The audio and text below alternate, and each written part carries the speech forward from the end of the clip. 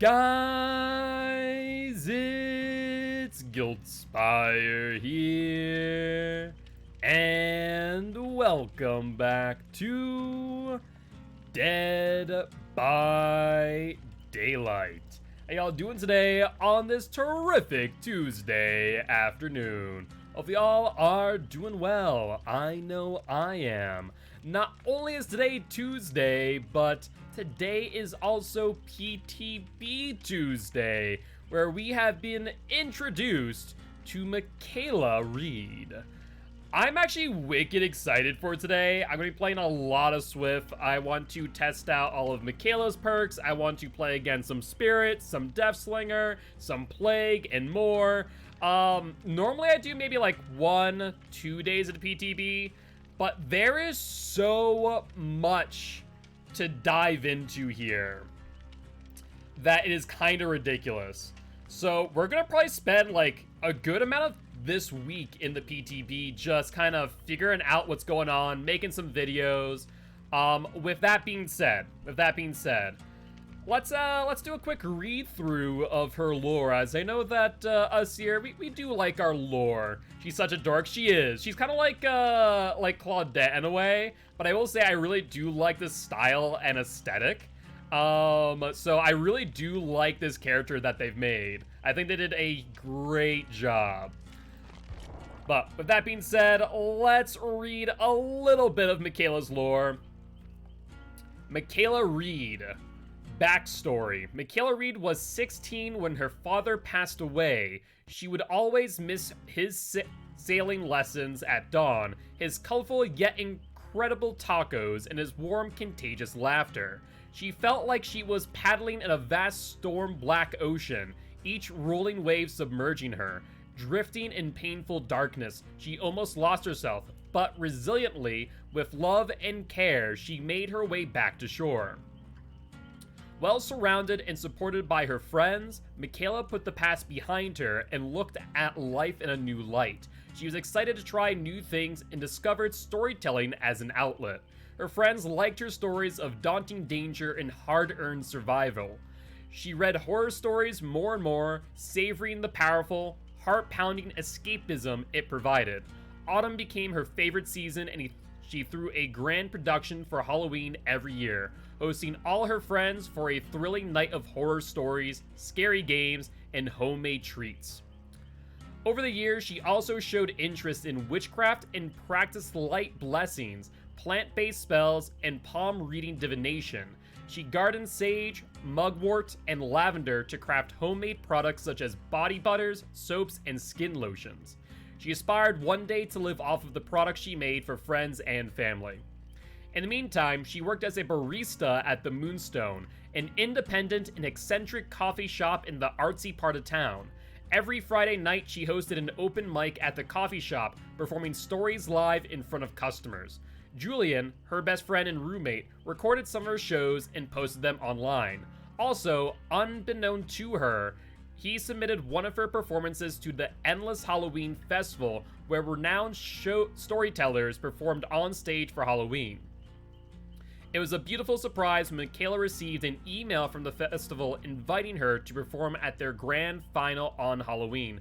The winning prize was big enough for her to launch her line of products. Excited, she burnt a stick of herbs in each room to dissipate negative energies, then began to craft her tale of horror.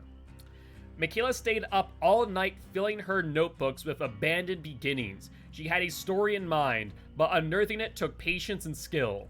The following night, the nightmares began. For a week, she would wake in the middle of the night gasping for air. Her dream was the same every night. She was dragged down a cold set of stairs and thrown into a dark basement. Then her lungs would be set ablaze by a sharp iron hook stabbing her in the chest. A dark figure would pull on the hook and hoist her from the ground, slowly until a pain waked her. The more she finessed her Halloween tale, the darker her nightmare grew. As days passed, exhaustion, anxiety, and stress took a toll on her. Often distracted, her coffees at the Moonstone were rushed, acrid, or going to the wrong customer. She no longer blessed the coffee beans in the morning, nor looked for omens in the leftover coffee grains. Her energy was low, and her magic felt drained. When she woke up screaming one night, she had enough. She asked Julian to watch her while she slept and record anything unusual. Julian agreed and started recording while Michaela lay on her bed.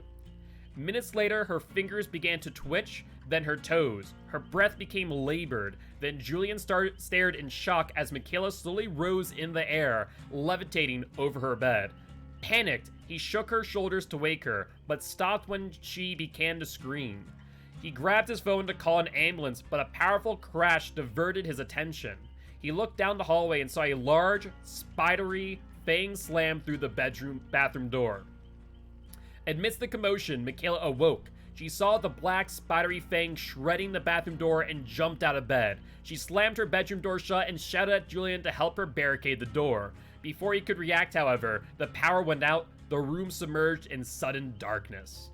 A second later, the lights came back on and an eerie quietness followed. Michaela and Julian ventured out the bedroom carefully, and the bathroom door looked intact and there was no sign of anything abnormal, but Julian had recorded every sound. A sleepless night followed. When she returned to the apartment after her shift, Julian was not there. Michaela wanted him to remove the recording of their ordeal, which he had posted online. Suspecting Julian might be at school, she left. The door clicked shut behind her, masking a stifled cry from the bathroom. As she neared her car, she looked over her shoulder. Michaela felt watched. She whispered a protective spell and clutched her keys. Suddenly, a shadow pounced on the wall and she broke into a run. She reached her car and rushed inside, locking the doors. Breathing hard, she looked through the windows. No one was there. Perhaps it was her nerves playing tricks on her. She turned on the ignition and drove off. The next day, Julian was still nowhere to be found. Michaela had contacted everyone they knew. She looked for him all day and waited for him all night. Distraught and anxious, she missed her shift at the Moonstone. Halloween was tonight and so was the festival. Julian had entered the storytelling competition for her. He had supported her every time she doubted herself. Maybe he would be there, but between her nightmares and Julian's disappearance, she had been too worried to prepare a story for the contest. She looked at her notebook, filled with false starts. She could stay home, scared and sleepless, or she could finish what Julian had started. There was a reason why she loved to tell horror stories. They made her feel brave enough to face any challenge. That evening, when the host called Michaela's name at the Endless Halloween Festival, she boldly stepped on stage, dressed in costume, a black dress matched with a wide, witchy hat. She hoped to spot Julian in the crowd, but she could not find him and looked directly at the audience was a mistake. A sea of expectant faces was before her, eyes watching her every move. Her heart pounded in her chest as her hand began to shake. She grabbed the warm microphone and cleared her throat. A thick silence greeted her, only interrupted by a distant cough. She reminded herself that tonight was All Hallows' Eve, when the veil thinned betwixt this realm and the one beyond. She had a story in her heart, a story that mattered. If she told it right, perhaps Julian would hear it. Michaela took a deep breath. The wet wind of autumn whirled golden leaves around her. She inhaled the acrid smell of damp foliage. She swallowed the bitter aftertaste of coffee still on her tongue. Distant crows called from an oak tree. She closed her eyes. The crimson darkness under her eyelids turned darker. Her heartbeat slowed. She exhaled deeply, her breath a puff of mist in the cold night air. Now she felt awakened, refreshed for the first time in weeks, and ready to tell the tale of a lifetime. She spoke into the microphone in a deep, haunting voice. She narrated a tale of billowing winds on a cold autumn night, of a loyal friend disappearing before daylight, of forgotten victims hiding in the wings of darkness, of throbbing graves sealed with terrible secrets, an eternal night in the shadow of death. Michaela pointed at the night sky and said that no darkness was truly beyond light. Even on this moonless night, the sky shined with long, dead stars. A thick, black fog engulfed Michaela, to the audience's amazement, and no one saw Michaela Reed again. That was a lot. They really went all in on this. Like, I was not expecting it to be this long, but like, that was a pretty good read. They did a good job of that. They did a pretty good job. So congrats to the story writer for this one. That was pretty good. I like that. I wish they would do more of that. All right, now that we got through her backstory, which is interesting to kind of hear, not just, oh, the survivor, you know, was engulfed in black smoke, but hearing almost how the entity is able to reach into her reality, right? But be there, but not be there. It's kind of interesting, right? Because not only did she see it, but so did her friend, Julian, which would make me think, how much you want to bet? How much you want to bet? Next survivor, next OG survivor we get, is going to be Julian. What do you guys bet? Because I have a sneaking suspicion that'll be the case. I have a sneaking suspicion that probably one of the next survivors we get is Julian, her friend. Because it seems a bit, the next killer was Julian? Ooh, that could be interesting. I mean, it's not outside the realm possibility, right? It's not outside the realm possibility. But, with that being said, okay, you're gonna say 5 gifted if next survivor is Julian? Alright, I can deal with that. I can deal with that. Because it seems like it, right? Where he disappeared out of nowhere. You'll bet Missy? Who's Missy? I don't know who Missy is. Alright. You just want the rest of Elodie and Felix's friends? That's fair, yeah. Missy, oh, Missy is Simple Scout. I was like, wait a second. What am I missing? Alright, though. But let's also talk about Michaela's perks, shall we? First off and foremost, we have Clairvoyance. There is an intrinsic energy in you that sees beyond your vision. Clairvoyance activates whenever you cleanse a totem. When empty-handed, hold the ability button to unlock your full aura reading potential. For up to 8 seconds, you see the auras of the exit gate switches, generators, hooks, and chests within a 64-meter range. Does anyone else see that? Just me? Okay, I do like that. Kind of like having a map, which for the most part, I believe that maps are pretty useless. So I do like Clairvoyance. I do like it. Boon Circle of Healing. A boon that offers comfort amidst the terror. Press and hold the ability button near a dull or hex totem to bless it and create a boon totem. Soft chimes ring out in a 28-meter range. Any survivor within the boon totem's range gain a 90% healing speed bonus and can heal themselves without needing a medkit. You can only bless one totem at a time. All equipped boon perks are active on your boon totem. Try this. It's better than anything you'll find in a pharmacy. So keep in mind that what we're seeing right now is only tier 1 perks. Tier 3 is actually 100%. The boon totems are really, really insane. We're going to see them and how they can be used today, but they're insane. Boon Shadow Step. A boon that conceals the truth. Press and hold the ability button near a dull or hex totem to bless it and create a boon totem. Soft chimes ring out in a 28-meter range. Any survivor within the boon totem's range will have their scratch marks and auras hidden to the killer. This effect lingers for 2 seconds after leaving the boon totem's range. You can only bless one totem at a time. All equipped boon perks are active on your boon totem. Stick to the shadows and cover your tracks. So almost like a bit of distortion. You know what? That's actually kind of cool. That's kind of cool because I just thought about it. It's kind of like distortion, but also like half of Lucky Break. But what you could do is, let's say you're near a generator. You have your boon totem, and you know that the killer has barbecue and chili. Cool, you're good. You don't need to worry about barbecue. That's actually, ooh, that's actually not bad. As I was not really high on Shadow Step, but the more I think about it, if barbecue and chili sees more use, that's not bad. Okay. Yeah, specifically though, Circle of Healing seems really, really strong, especially if you have, let's say, Azerov's resting place. You completed the 3 gens on one side, and when you get hit, you just run over to your boon, heal, rinse, repeat, rinse, repeat. The fact that it gives self-care to everyone in the match is the really insane part.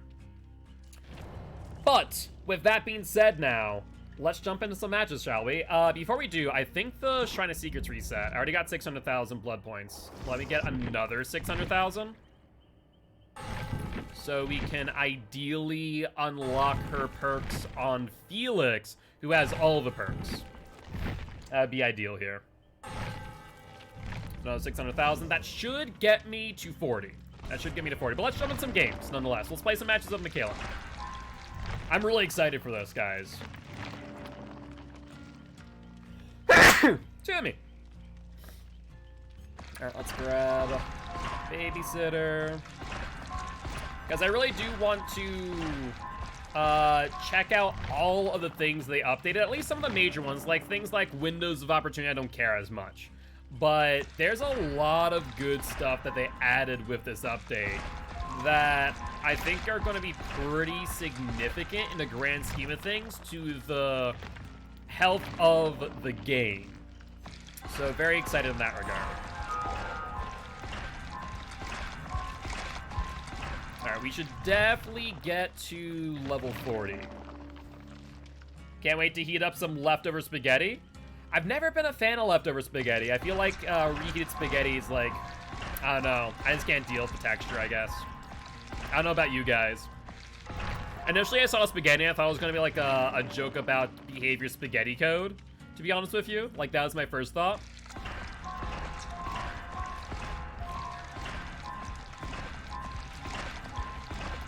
Alright. I wonder how long survivor queues are. Around this time of night already, they're pretty bad. Then throw in the PTB, as well as everyone wanting to play the new Survivor. I get a sneaking suspicion the queues might be rather atrocious, unfortunately. Alright, already at 35, so good news there. Grab the second teachable. Made the best spaghetti you've ever made? Was it like a spaghetti casserole? Was it like just, you know, spaghetti? Huh, why is that? I wonder, hold on one second. Why was that with a, like, a warning sign? That was the offering. Huh, I wonder if that's just the PTB thing right now. Maybe it's like image not found type of thing. Peculiar. That's very odd. I don't have an explanation for that. Just regular spaghetti? Fair enough. What do you do it to make it the best that you've ever made, out of curiosity? I'll grab this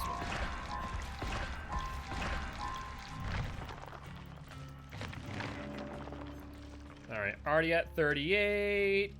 Good.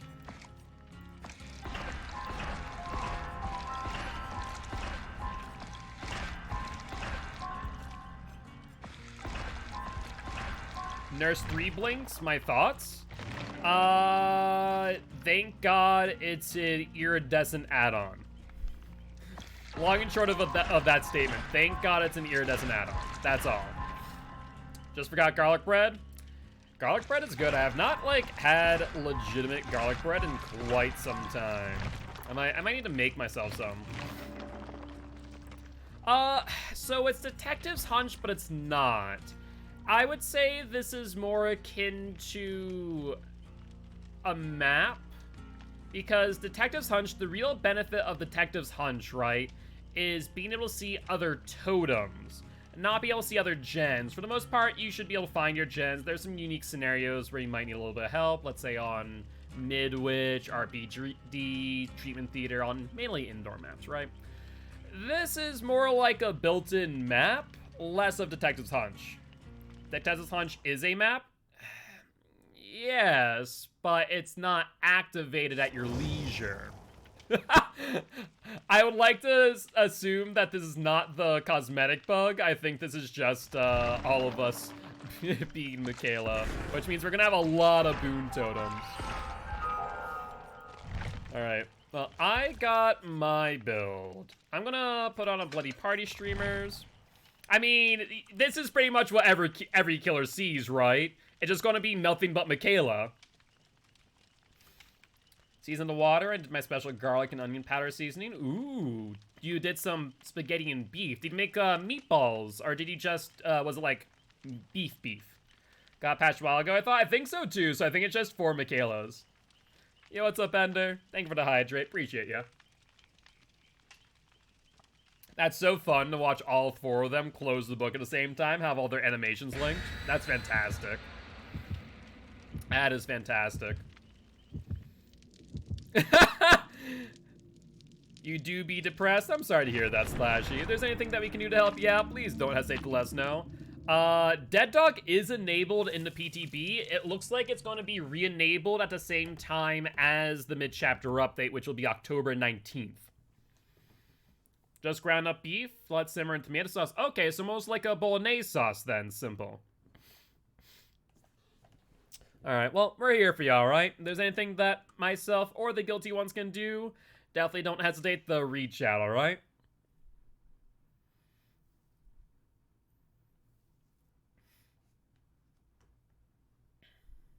Alright. We are on the updated Dead Dog Saloon. No more, broken things, hopefully. It is a pig! Ooh. Okay. I like it. Ruin. There is Ruin. Probably want to find Ruin. Might not be a bad idea. So imagine Piggy is,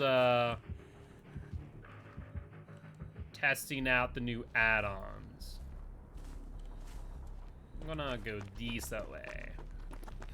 Let's go this way. So one thing you don't want to do is you don't want to put your boon totem willy-nilly, is what I'm kind of understanding based on the perk. I think we're all looking for the totem. You get it, you did. You're hitting that too. One boon totem has been put down. So good stuff there. That should be Ruin unless they have Undying, which I don't think they did because we went past a dull totem.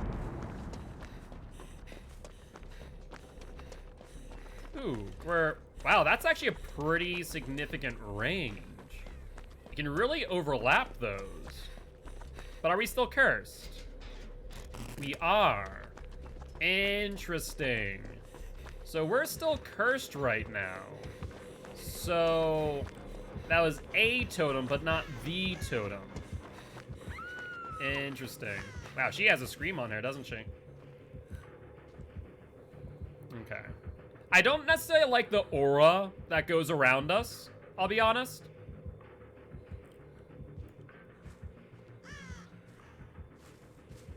Alright, where are you putting her, Piggy?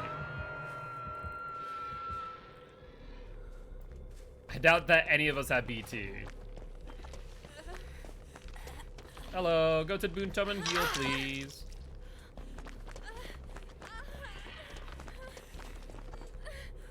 Alright, I can heal you. That's fine. Like 100% heal time. It's just such a good perk. Alright, she's healed up. We still haven't found Ruin, though.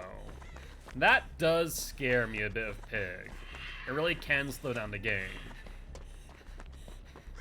Isn't there one that can sometimes spawn, like, over here? Is it over here?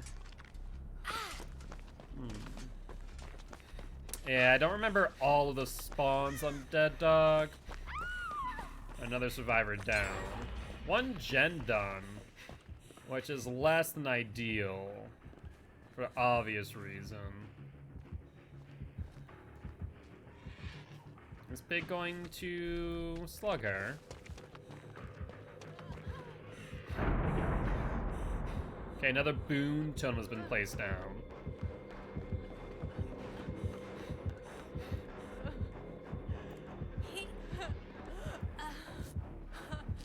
They got rid of the boon totem. Alright, I'll take the hit, but we both can't go the same way is the only problem. Ooh, Window's gone there. Oh, that's very interesting. Window's gone. That's huge. For the killer, not for us, but still. Oh, the mid vault. I need to figure out, I need to practice on Dead Dog. To get the fast vaults on that. I do not know how to fast vault that, but at least we picked her up. We at least picked her up and got her there. We still haven't found Ruin at all. Hug the fence? Okay, I'll have to keep that in mind in the future. I thought I had it wide enough, but apparently not, so I still got that mid-vault. Where's Ruin, though? This is kind of insane. I could have sworn that we've checked everywhere. Like, we hit the water wheel. They got the one up there. They got one over there. Hi, survivors. Is someone going to come get me? I only have, like, 30-ish seconds. Okay, so they blessed another totem so they can heal. That's actually kind of a huge thing. It's self-care, but better, arguably, because you can put it down multiple times. So it's not as if it's one and done. That's kind of interesting to think about. You don't have BT. Is she on me? No.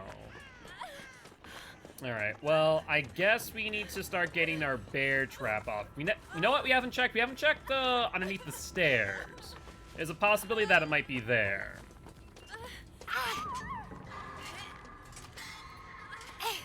The killer, so if it's a dull totem turned to a boon totem, they break the totem. If it is a hex totem turned into a boon, they cleanse it. And it becomes a dull totem. It's kind of an interesting thing. Wow, that radius is a lot better than I thought it was. That's really interesting. That radius is a lot bigger.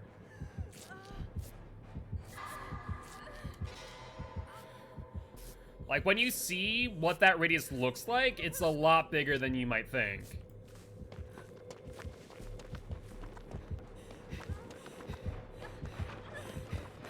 I don't know if this is a person that's been unhooked twice or 0 times. I'm gonna take a body block. Okay, she could have vaulted and then didn't. Sorry! Like, I was willing to take the vault late, and then she just, well, she didn't vault. I don't know why. No, sorry! Where is this last totem, though? Alright, well, I'm just gonna jump on gens. 1, 2... No, 3 gen. Welcome back, Alex.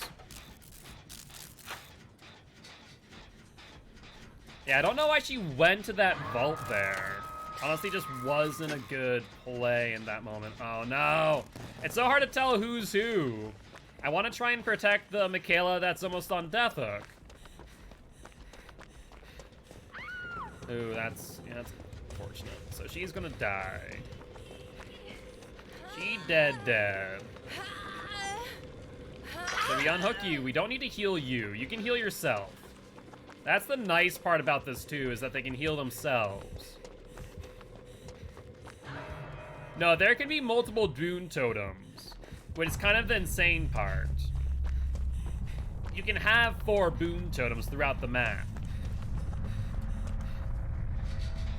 Alright, we need to... There's no way. She wasn't able to heal herself. Wow, okay. No, you can have 4. You 110% can have 4 of them. You personally, so if you have 2 boon totem perks, you can't. But if 4 survivors have 4 boon totems, I'm pretty sure they can. Ruin being up is so rough right now, though. Because they're getting so much good value.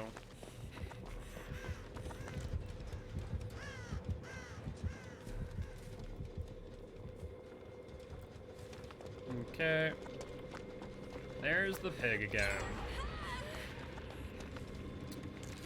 Well, trying to heal you now is not going to work out well. We need you to get your bear trap off, if at all possible. I guess let's start getting this going. Pigs out in the middle at Saloon. 1 hides your scratch marks and your aura. That would be, you can actually, wait, hold on. Try hovering over the perks on the stream, guys. I do have that add-in. for the overlay. I'm not sure it's updated with the new perks, though. But if it is, it should tell you. Let me know if it works. Ooh. Oh, they're in chase now. Where are they? They were over there. But I don't know where they are now. So, hover over with your mouse. If you're on computer, hover over the perks. And see if it tells you what they say. Or what they do. They did make self-care 2.0, basically. RIP iPhone users? Yeah. It does not, so it might not work with the new perks, yeah.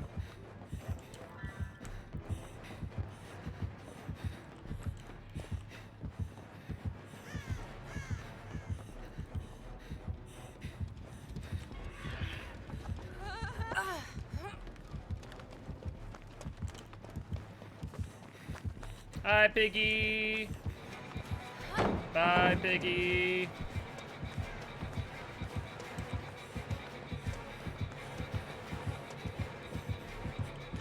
I was just hoping that might work. It did not.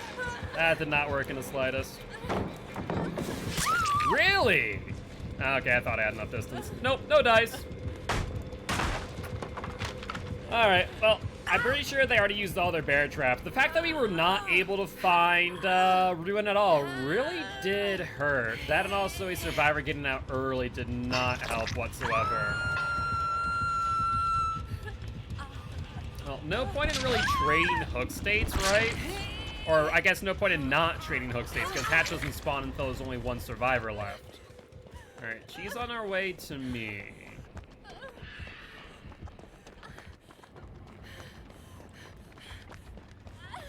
There's only one spot that I haven't really looked yet for the totem. Hey, down here. No, it's not there either. I really am at a loss for this totem spawn. That's so insane.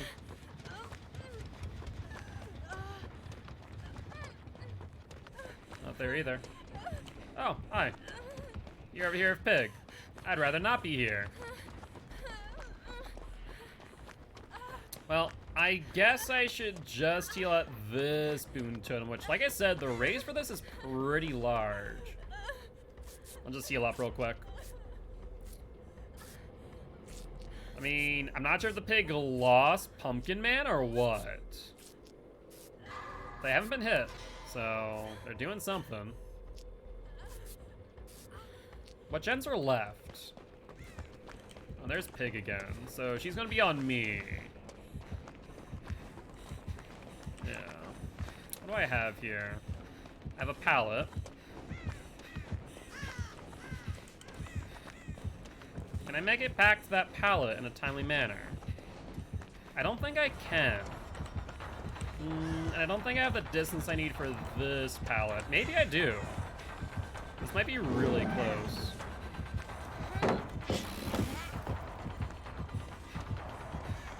Really cheeky ambush play. Alright, she breaks that. That should give me enough distance for where? For here? Yeah, for here.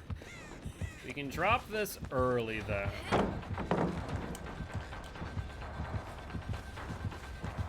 Alright, she breaks that one.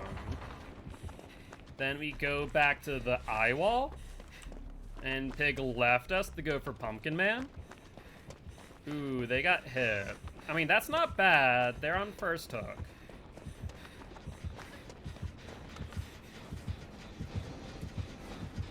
Oh, Pig's mind gaming herself here. Did she see me? Nope, she's a bit lost. Okay. Wait a little.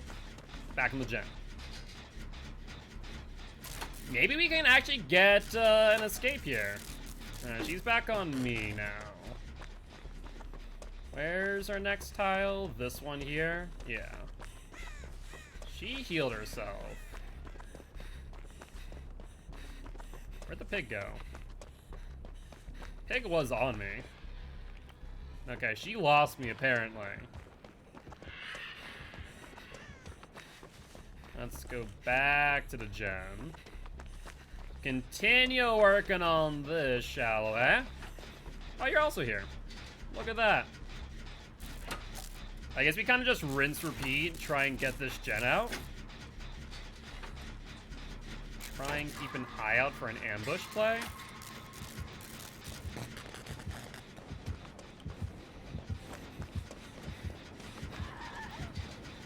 I think she'll probably go after me now. Ooh, a bit of lag.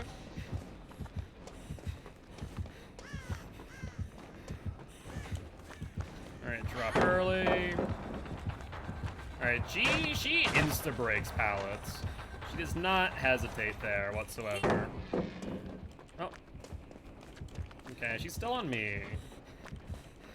I guess we could play Saloon? Where'd she go? Did she go back to the gen, maybe? Oh, Pumpkin Man's healed again. Oh, you gotta be joking me. We literally just found this godforsaken hex. I heard the burning noise. That's the only reason why. Gotta be effing joking me. That's so dumb.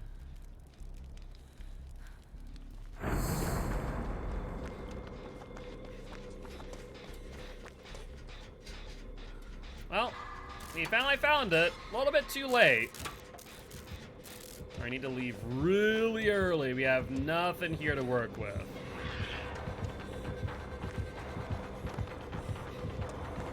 That animation for the break is really short. I kind of wish it was a little bit longer, to be honest with you.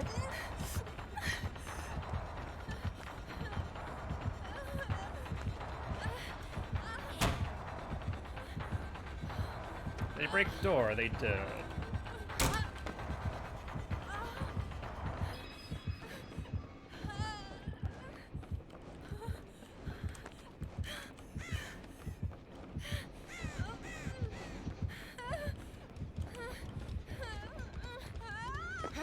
Alright, let's go to Water Wheel and try and heal.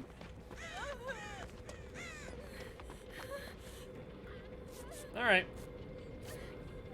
I mean, the pig is definitely struggling in the late game, that's for sure.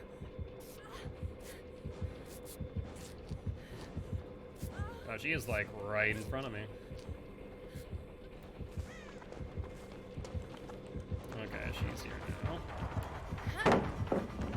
Alright, she insta-breaks. Has Shack Pallet been dropped? No.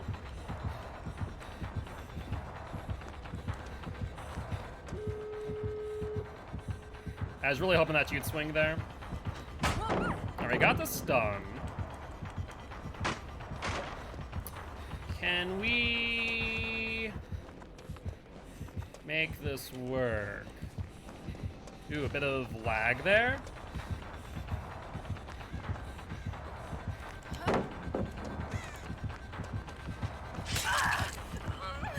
I don't know where our teammate is the only problem.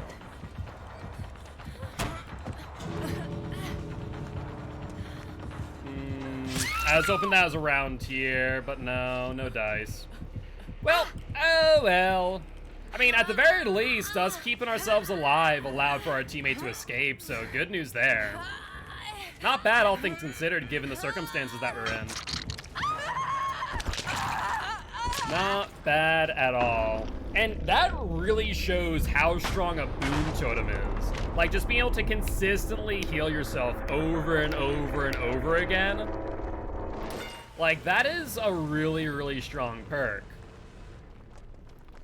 But GG, well played to the survivors and the pig. Let's see. Fire up, surveillance, ruin, barbecue. Oh, so they were getting surveillance value off of ruin. Fair play, fair play. My friend said it's busted. I don't know if I would say that it's busted necessarily.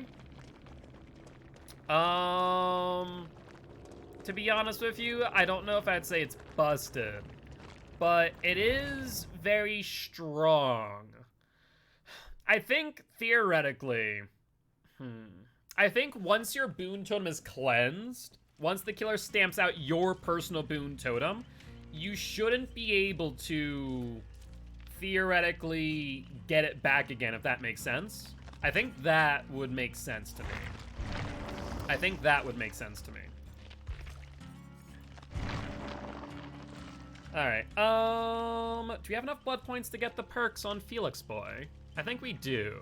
We have 600,000, so that's... Or, not 600, 300,000, that's 6. We'll be pretty close. We'll be pretty close.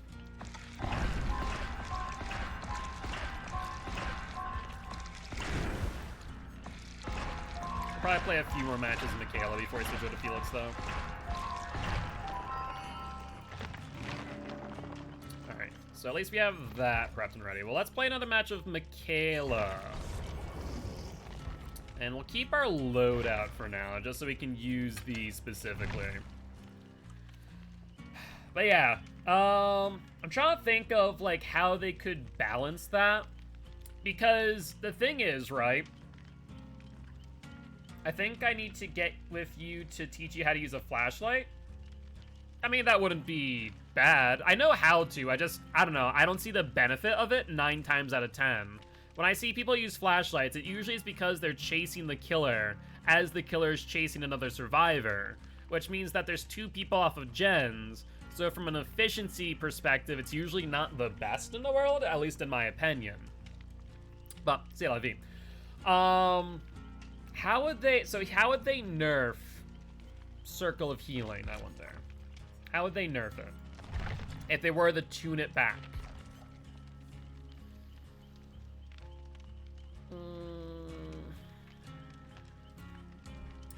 The only thing I can think of is to make the radius smaller. Healing animation a little bit longer. But here's the problem, right? Here's the problem.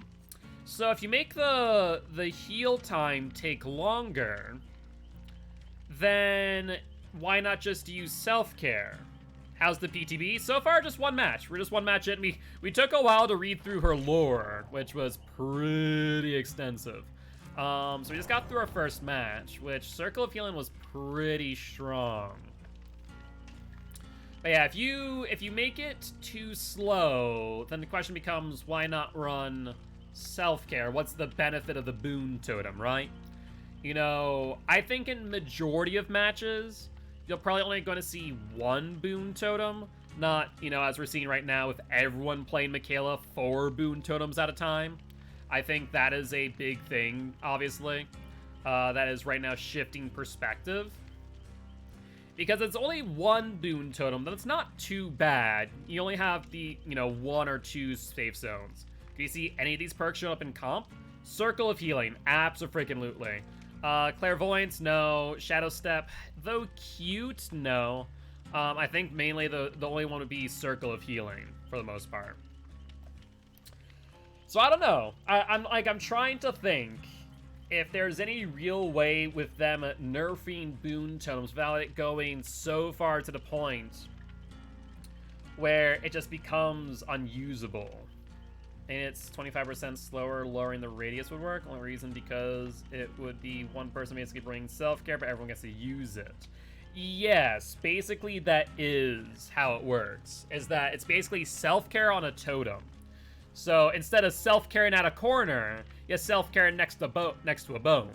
Yo, what's up, Strange Blade? Thank you much for the follow. Welcome to the Guilty Ones, my friend. I am Mark, aka Guiltspire. I'm an educational Dead by Daylight player, here to teach ghosts how to play killer and survivors how to play against killer. Very happy to have you here.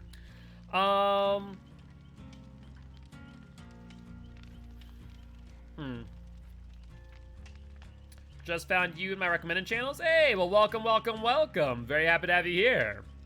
How's your day going? Have you been playing the PTB, or is this your first time seeing it? Right now, we're playing some Michaela. I also want to so, not gonna name names, but there's a few content creators out there who are saying that the new Built-A-Last is not busted. And I wholeheartedly disagree. So, we have a Commodious? No, we don't. Wish we do. You play on console? Ah, well, fair enough. Well, hey, you're here now, so you can kind of get a feel for the new PTB. Long and short of it, we have our new survivor, Michaela, but we have a whole lot more.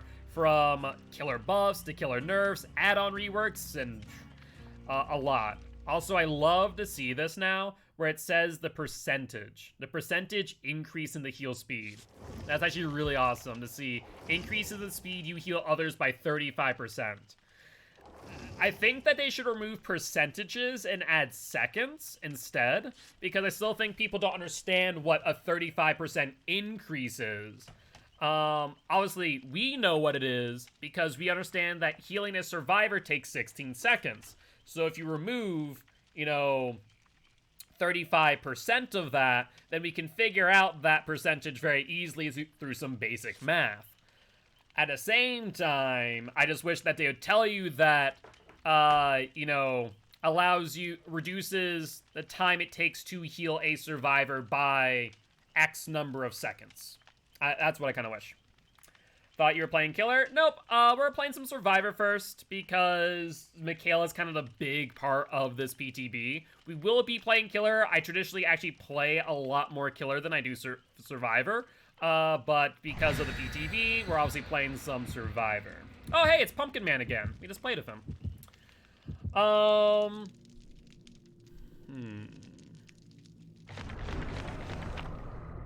Yeah, the only thing I can think of if they were to nerf boon totems, I'm pretty sure RPD is still disabled. If they were to nerf boon totems, I think they'd have to nerf the radius, and that's about it. I don't think there's any way for them to nerf or lessen the heal benefit. Want a slug race after gens are done? We'll see. We'll see, DJ. Fact of the matter is, you know, need to get into the games. The queue times are a little bit long. We want to get some Michaela in before we start testing out some other things. Are you our killer? Are you another survivor, DJ? Either ways, welcome, welcome, welcome. Very happy to have you here.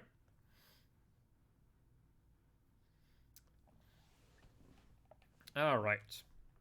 Ah, well, welcome, welcome. Good luck, have fun in this next match. And, no, hopefully stay on by and say hi again. Give us a GG well played at the very end. Oh, RPD is enabled. Oh, shoot. I did not expect that.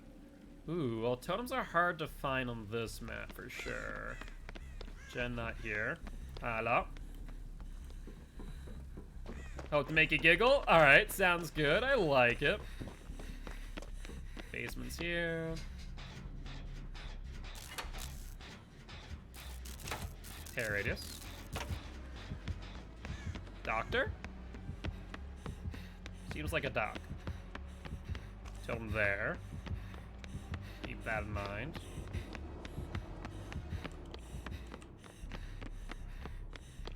So dull there. We could put a boon there if you really wanted to. I will say, nice thing about vertical maps like RPD is that I imagine the boon totem, the radius is cylindrical. Look like the killer? I can kind of see that, yeah. Kind of see that. We have ruin. No, not ruin. Okay, first boon totem down. Oh, it's a trickster. Why did I think it was doctor? For some reason, the terror radius sound made me think of Doc. But it's a tricky boy. Shows you how much I play Survivor. I still don't know everyone's terror radius. Oh, so one thing of Trickster right now, isn't Hex Blood Favor? Hello, Adam. Isn't Hex Blood Favor currently broken of Trickster? Where when you hit a Survivor with a knife, it locks down all the pallets. Yeah, first knife. Oh, hi. What's the thing? Hi. Goodbye. Yeah, first knife, locks down the pallets. A little bit insane. Just a wee bit. So, Boon Totem over there. One thing I will say, if you're able to theoretically spread, like, let's say Force of Virus have 4 Boon Totems. Now, we're able to spread it out across, an area. That could be kind of interesting. Yo, what's up, Apocalyptic? How you doing today, my friend? Hopefully doing well. Alright, well, looks like... slowly but surely working out these gems.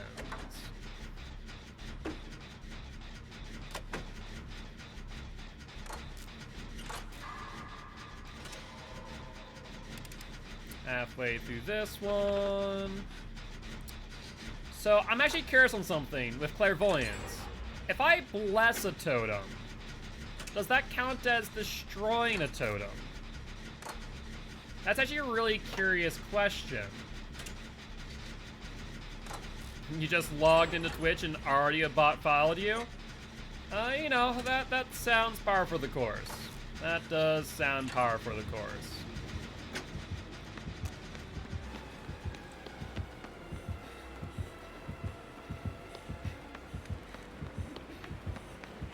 Hello. Goodbye.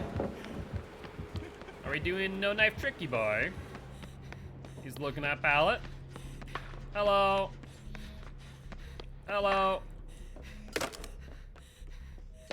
Alright, isn't there a totem down here? I kinda want to test this theory if Clairvoyance activates off of this totem. Do you know what's in the release? Yes. If you do exclamation point PTB or patch notes, that'll give you everything you need to know. So let's bless this. Let's see if this activates Clairvoyance or not, because if it does, then that could work with Inner Strength, interestingly enough. That actually could be very interesting.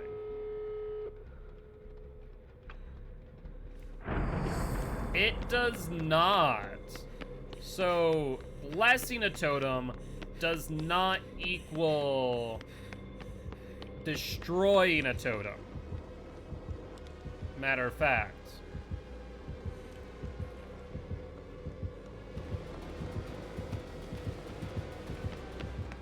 Alright. Goodbye, Tricky Boy and Adam. Hello, Michaela. That an active totem was blessed, it counted as destroyed. Yes. I think that is correct. But I do... so apparently blessing totems does not count. What are you doing here? I'm just gonna leave at this point. Blood points were given? Yes. We got the blood points for the blessing, but not the destruction. Do you know when all this... oh, when it's all going to be released. Sorry, I did not read your question properly. Supposedly October 19th is what we're thinking. So that's right now the supposed date.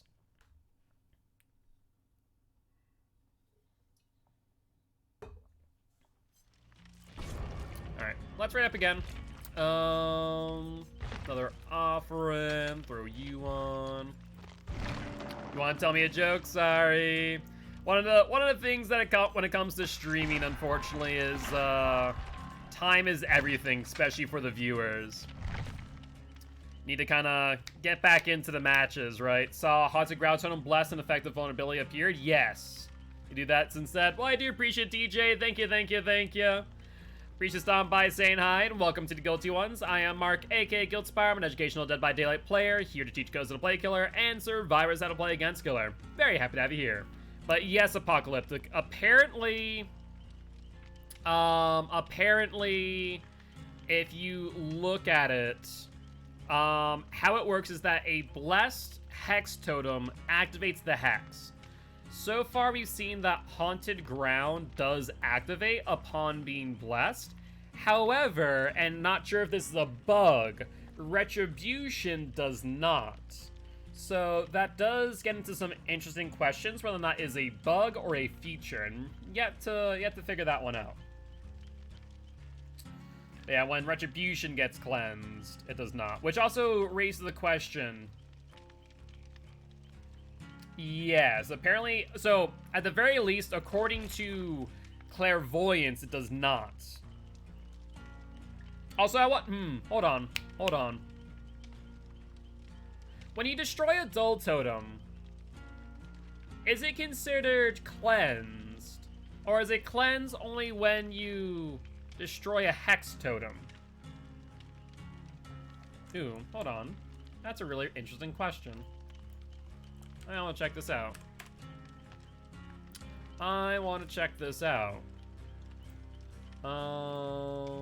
Hey, what's up, Wolf? No, score events. That's interesting. And Ocean, thank you much for the resub. How you doing? How you doing? Objectives. Where's the totem? There's the totem. Good skill check, no. Breakaway, no, no, no. No, no. Altruism. No. Boldness. So, cleansing after cleansing a dull totem. So yes, when you destroy a dull totem, it is considered cleansed. But it was not considered cleansed in regards to clairvoyance. So that does raise an interesting question.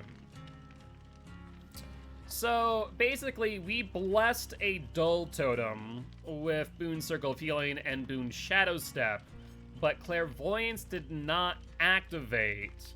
Now, once again, that raises the question, is this a bug or is it a feature?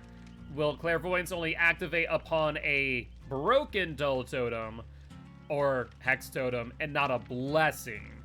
I would think that it should work the same on dulls, because when you bless a dull and a killer extinguishes it, then it does get broken. So I think it should count if it doesn't already. Very excited for tomorrow and invite you to the server. Thank you. I didn't hear anything from Vice or Candy. Did they give the A-OK? They're not needed for practice tomorrow. How the healing perk works, but it is at 100% speed. Yes. So, any survivor within the Boon Totem's range gains a 95% healing speed bonus and can heal themselves without needing a med kit. When you heal yourself, it still is going to take roughly 16 seconds. When someone else heals you, however, you're going to get healed in 8 seconds. Kieran did? Okay, gotcha. So Kieran said it was okay? In that case, I'll just make sure my team knows. I'll just make sure my team knows that I will not be available tomorrow. What time are you guys going to scrim? Or what time do you want to? They have range. It's going to come in clutch. The perk of Ace? No. So keep in mind that Ace's perk, which you're thinking of, which is open-handed, increases aura reading ability. Boon Totem Circle of Healing has a range based on the totem's position, so you cannot extend said range with open-handed. If you could, that would be busted.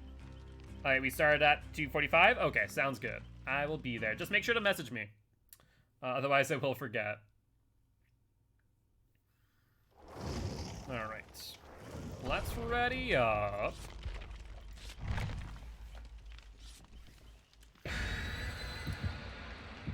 Ooh, someone's bringing a key. Not that that's really gonna matter much. Yeah, keys at this point... I don't know, I think bringing a key, like, into the game at this point's kind of pointless, right? When you really break it down, there's really no benefit, is there? The main benefit would be if, you know, that killer knows where hatch is, and you know where hatch is, and killer closed it first, then you could use the key. Well, it's a very, like, niche moment, isn't it? Because you could also, theoretically, based on the positioning of the exit gates, open an exit gate in that time. So, give and take, I do suppose. Is slapping? Happy to hear that, Simple. Brought the Chinese ink and already did my first drawing. Hey, that's awesome, Apocalyptic. Well, very happy to hear that. And it's leftovers, that never happens. Yeah, leftovers can definitely be a hit or miss depending on the meal. Alright, back on the Dead Dog Saloon. Let's take a look. Who is that? That is a trapper boy. There's a trap. There, he picked up a trap. He put down a trap. I don't know how he didn't see me. Alright, what items do you have, Trapper Boy? Okay, no bloody coil. One trap down. Hi, Trapper Boy! Bye, Trapper Boy!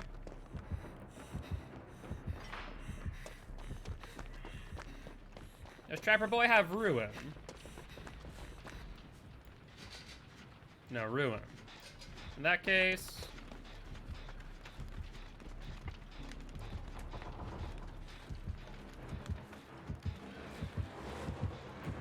I think he sees me. Apparently he did not see me. Okay, sure. Okay, Trapper Boy, you do you. Did he rearm this?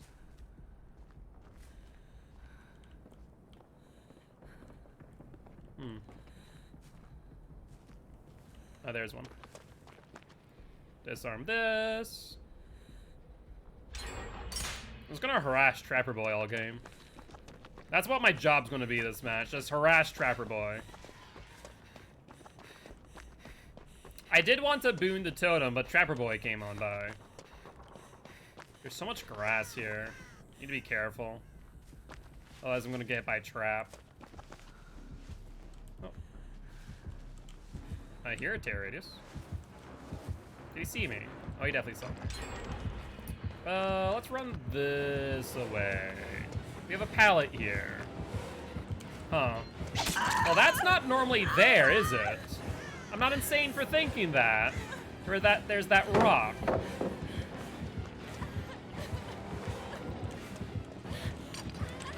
Okay, if you want to put that there, that's fine. I'm gonna go saloon.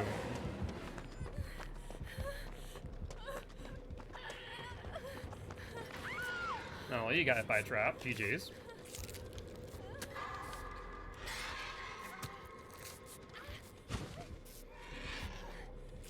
Yeah, just being able to take the time to heal is kind of insane. Also, how did they get off the trapper's shoulder? Oh, hello.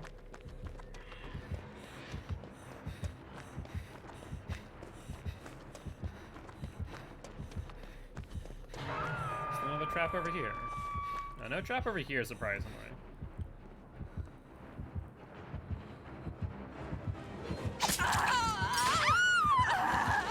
I'll be honest, I'm wicked confused to how he got from there to there without passing me.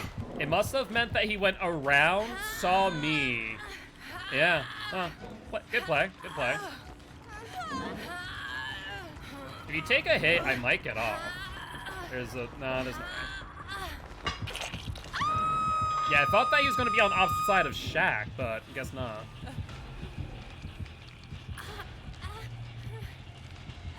And that trap location was just a wee bit unfortunate.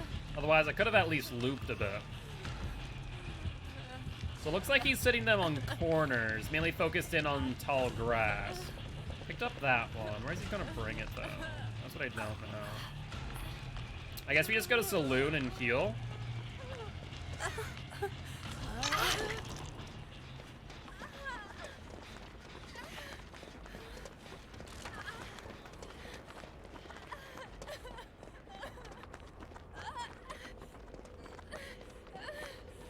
Oh, hello. You want to heal me?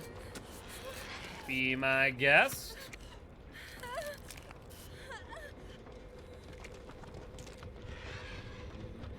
I wonder if he's trying to set up for a 3-gen. Not be surprised. Alright, let's stay out of tall grass. If at all possible. Alright, let's repair this. What are our outs? We have pallet there, pallet there, pallet there. My only fear is that they all have traps out them. That's my only fear right now. Then, yeah, I guess there is kind of a 3-gen here we need to worry about. Yeah. That's what I get for going for the crate.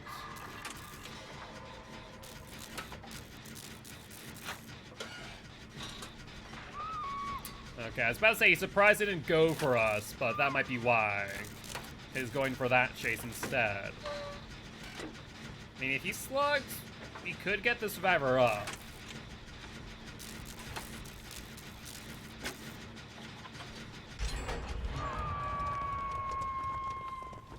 Watch out for potential traps.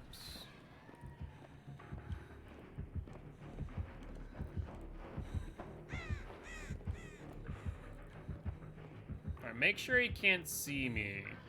Oh, he did have a trap there. Oh, shoot. Okay. Let's start working on this generator. More likely than not, the answer is yes. But we don't exactly know anything regarding cosmetics just yet. I think based on the leaks, like 2 cosmetic pieces, and that's about it. I will give credit where credit's due to the trapper. He's actually getting like a good number of traps. Like, it's not as if the traps are going to waste, right? Hello, I want to go on this side so I don't drop down into a trap, please. Did SpongeBob just get hit again? Why? Okay, they can run into the boom. Oh, you gotta be joking me. You gotta be joking me, guys. Come on.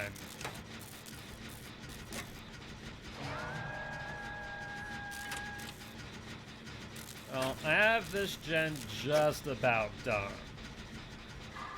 He's gonna pick up, and then we're gonna have to go for a double save without BT. This is kind of frightening.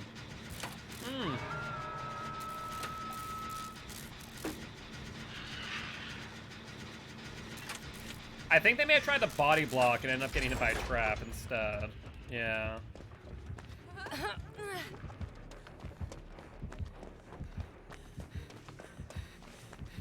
Yeah, this rock beam here is actually kind of absurd.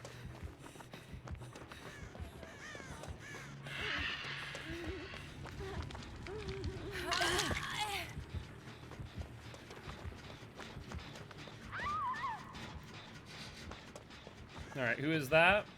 That's okay, as they're not dead on hook.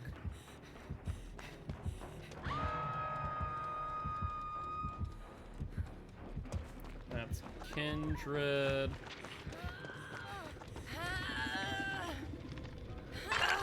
Alright. I can heal you real quick. This will take 8 seconds. I don't know who the other one is. The one that's over by Shaq. Why did Trapper just dodge? That's so strange.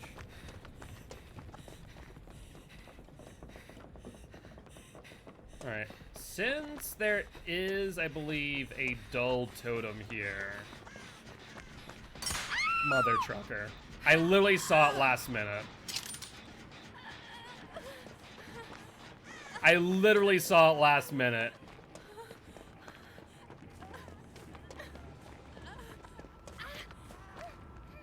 Hello.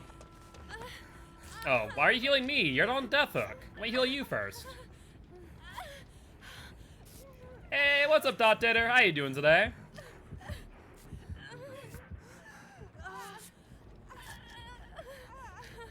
I should be really the one healing you, but okay. Trapper's doing some work.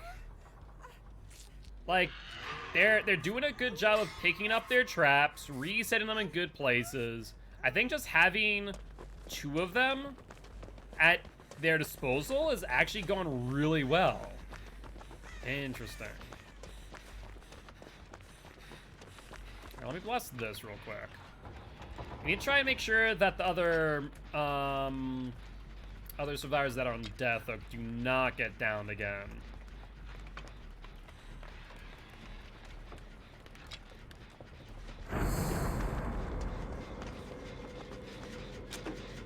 Oh, hold up. They have rearming traps. Oh! Oh! They have rearming traps. I see. That makes a bit of sense now.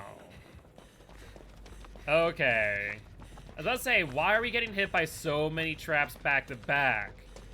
But they 110% have rearming traps.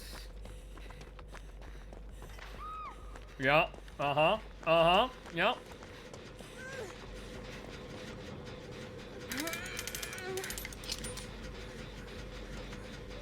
I would not do it there.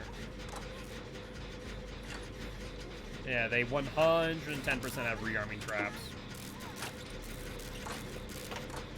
Yeah, I believe that is Ziri Stone, correct.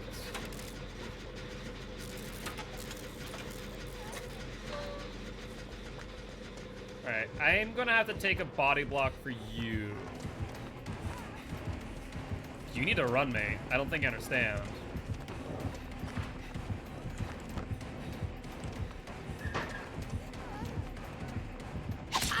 Thank you.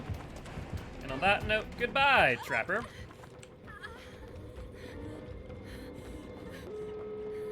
Good stuff. Alright, so we can heal ourselves now, which is nice. Then exit gate there. I have no idea where Nia is, though.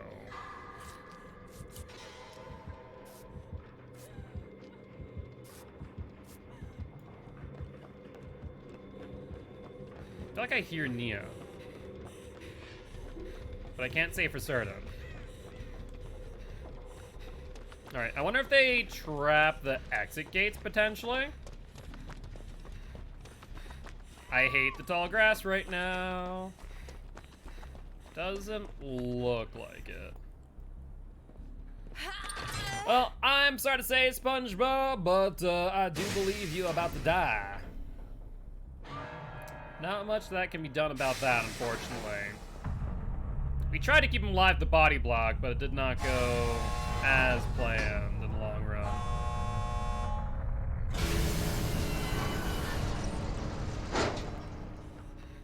Alright, that's 1 out, that's 2 out, and we will be number 3. But GG, well played to the survivors and the Trapper.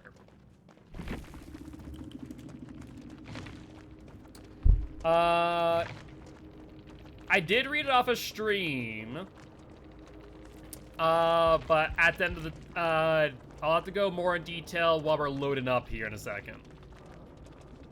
So it looked like a newer Trapper. I mean, they did pretty well, honestly.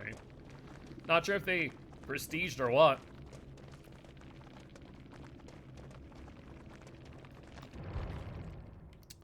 All right. Well, let's load up and then I can take a look at the concept real quick. I did read it through, but I probably want to read through it again. Because it was yesterday when I did so. So let's ready on up.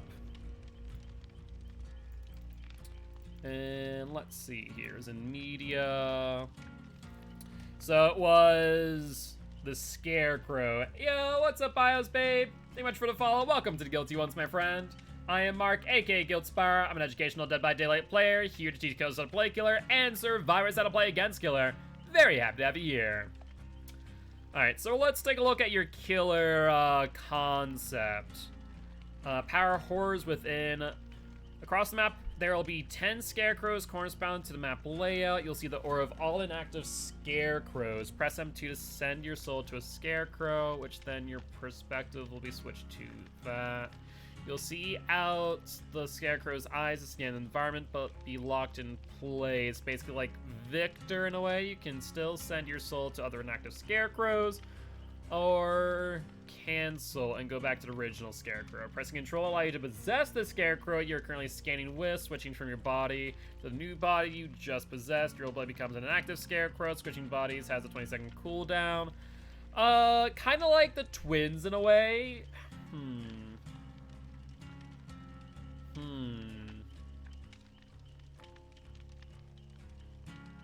Respawn its original position.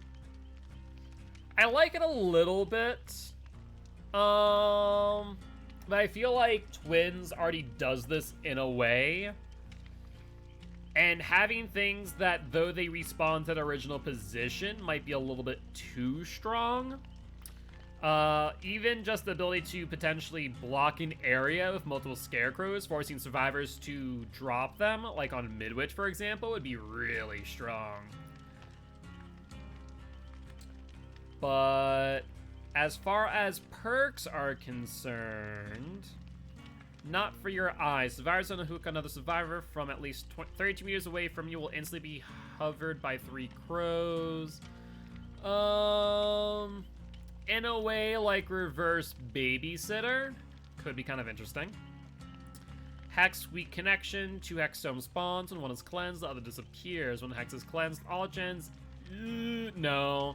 I would not be able to agree to that one. That's way too strong. All gens instantly lose 25%. The amount of regression on that is insane. Because mix that with Undying, ridiculous. Because just 25% is 20 seconds off a gen. And let's say you hit that for just 3 gens. That's 60 seconds. 4 gens, now you're looking at a full gen's worth of progress. It's a little bit strong. Scourge hooks, fibers, and straws. I love that you're using Scourge hooks, new mechanic. Will be given skill checks on the first hook phase. The hook skill checks are reduced by 30, 40, 50%. I mean, it's not actually a bad concept. Do I think it's a good perk? No, but it's a concept. So I do like that. I do like that as far as concepts concerned. But do I think it's a good perk? Probably not. I think that is a little bit weak, all things considered. Because even at like 50%, that's still like a really big skill check window. Parents store. What are we talking about? I feel like we missed something. Are we talking? Oh, are we saying that Simple's Trapper Boy? Disposing some new reworks. All right, well, I'll take a look at it in a bit. I saw the one rework, the possessing a scarecrow that's been tipped over makes you stumble. Even that it's very strong. It's a very strong ability. Because just having Victor and Charlotte alone is very strong, having that sentry. And in this instance, not only are you able to injure and down but pick up from those scarecrows, it could make camping and slugging very, very strong. Maybe I am, maybe I'm not. Fair.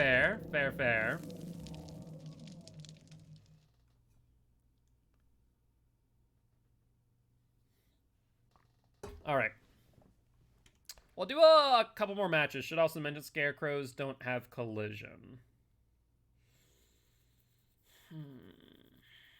That's a little bit better. But still, the fact that you could down a survivor and slug them out is very strong. 'Tis very strong. So that'd be my main concern, is just being able to slug and camp very effectively.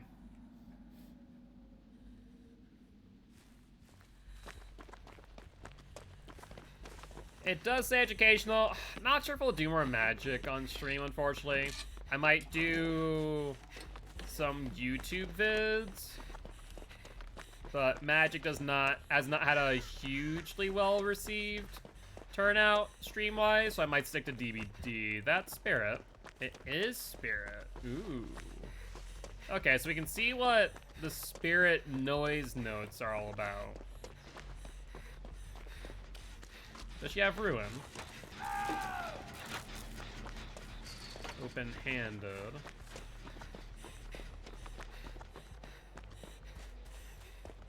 Is there a totem down here? No. What about up here? Yes. Let's bless this real quick. How's New Survivor looking? Pretty good, all things considered.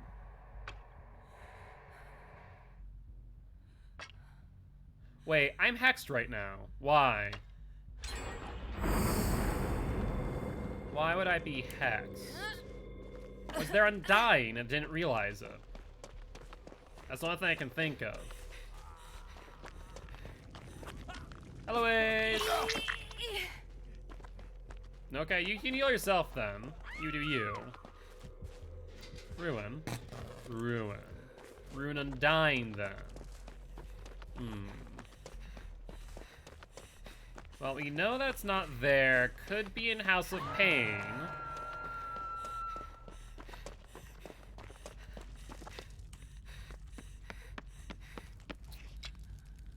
Alright, let's cleanse and bless this then.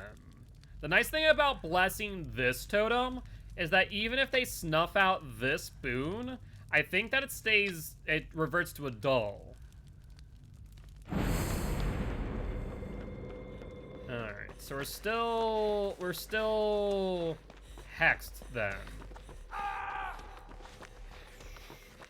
Survivors are not having a good time right now against Spirit. I mean, it is still Spirit, but still. Alright, let's check another totem location. They're already on second stage, that's insane.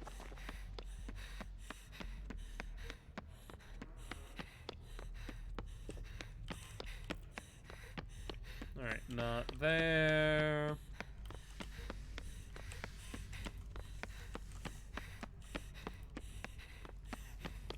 Alright, so no ruin thus far. Let's try and set up for the unhook then.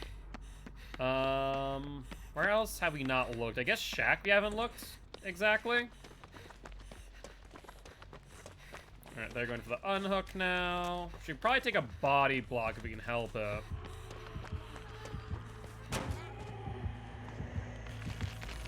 Thank you, thank you. Don't know why that just lagged so much. Calicon, no.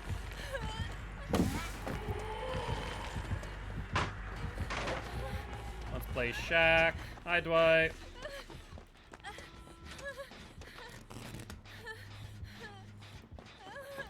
Alright, don't hear the phase sound. So let's heal them.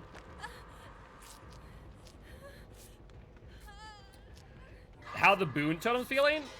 Circle of Healing seems pretty strong, honestly. Like, really, really strong. I wish I could find this ruin, though. I already found Undying.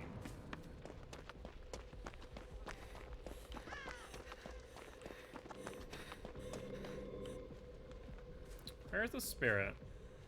Over here, okay. I guess it could be on, like, the outskirt areas.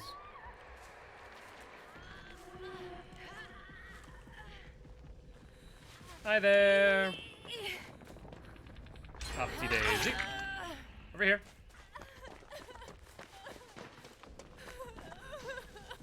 Let me heal you real quick. Will only take 8 seconds instead of 16.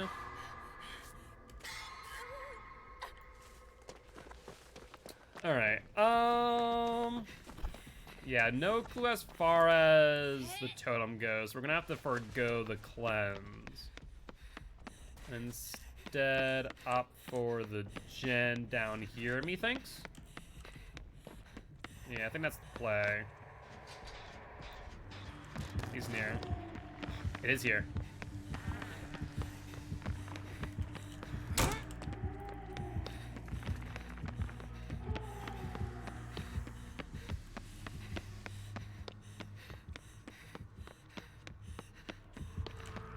Hi there.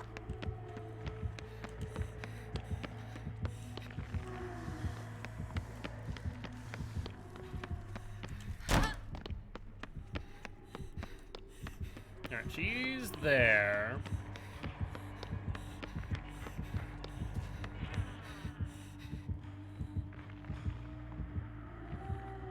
Will this work? There's no way this works, right?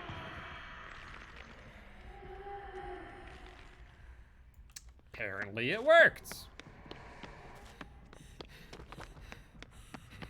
Yeah, I don't know how I didn't see this the first time. Alright, let's transfer our blessing here. And this should get rid of Ruin, which at least will help us out in the long run, especially if our friend Hunter there goes down. Alright, Ruin gone. Where's Hunter?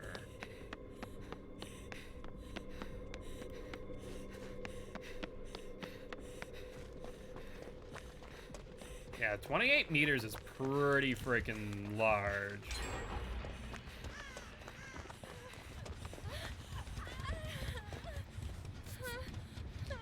Actually, you need to go. I need to go find Ace.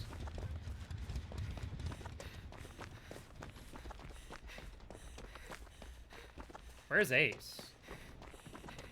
Where the hell are they? I'm so confused.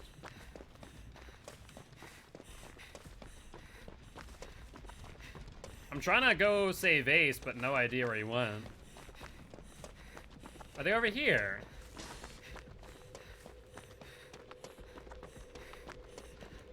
No terrace, no nothing?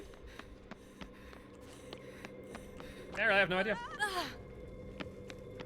Well, she's healed.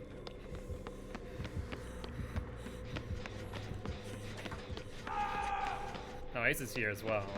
That's unfortunate.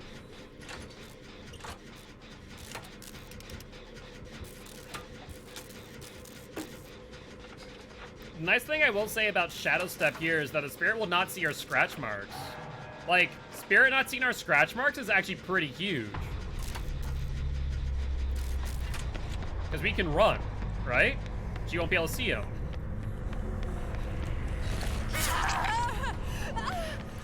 He's on me.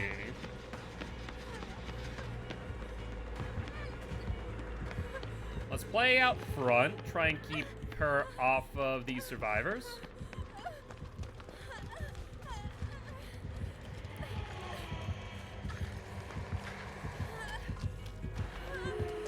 Yeah, see, we can run right now. And we don't have to worry about leaving scratch marks. Interesting. No, no, no.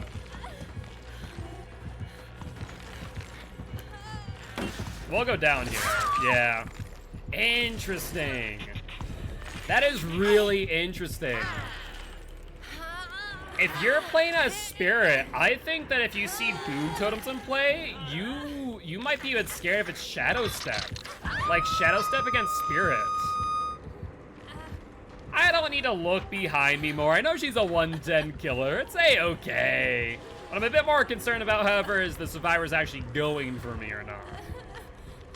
But yeah, Shadow Step is... Ooh, if you know it's against Spirits, Shadow Step is really good. I don't think I would have been able to make it from that pallet to the pallet out front, unfortunately.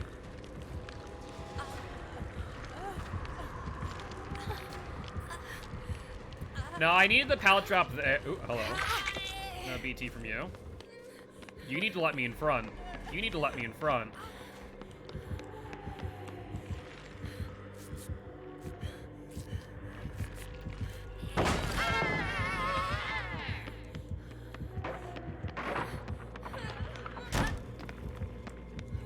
Yep, that's what I was expecting.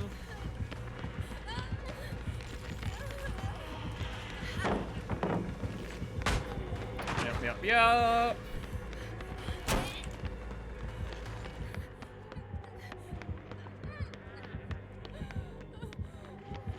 And she's still on me.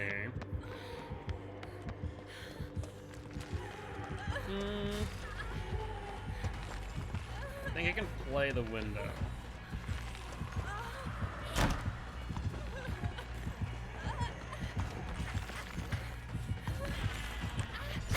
Alright, we got her to swing at the window.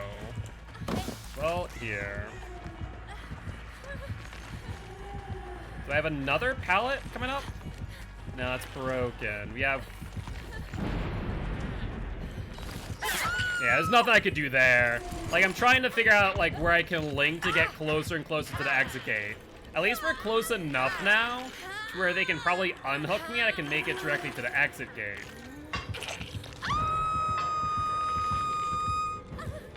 Hi, Spirit. He's phase walking. Okay.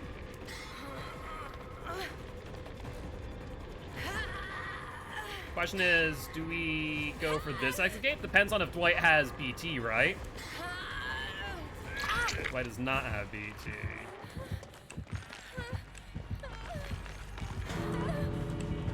She goes back for us.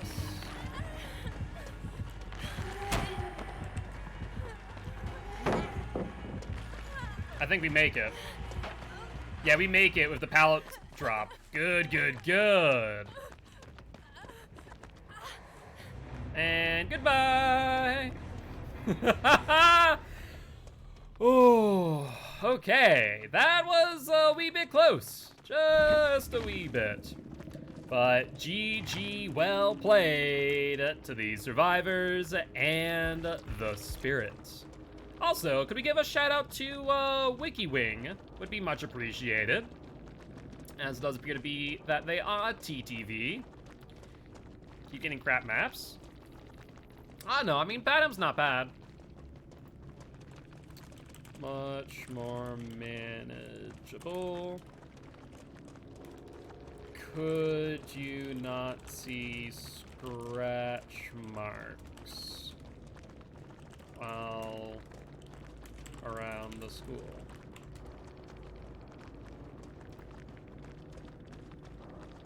I'm curious. I'm really curious if they couldn't see scratch marks because of Shadow Step.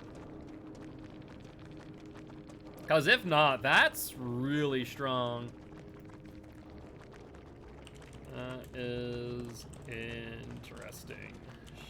Shadow Step strong against Spirit. Alright, bye, Hammy. Have a good one, my friend. It looks like they are live. So I'll definitely have to stop on by and say hi in just a few moments. But yeah, Shadow Step against Spirit. That's gonna be something. I think any Spirit that sees Shadow Step is gonna have to be a bit fearful. Between having directional phasing now and in those moments not be able to see scratch marks, that's huge. That is huge. Let's ready up. Let's go say hi to Wing. Drop them a follow and a GG well played.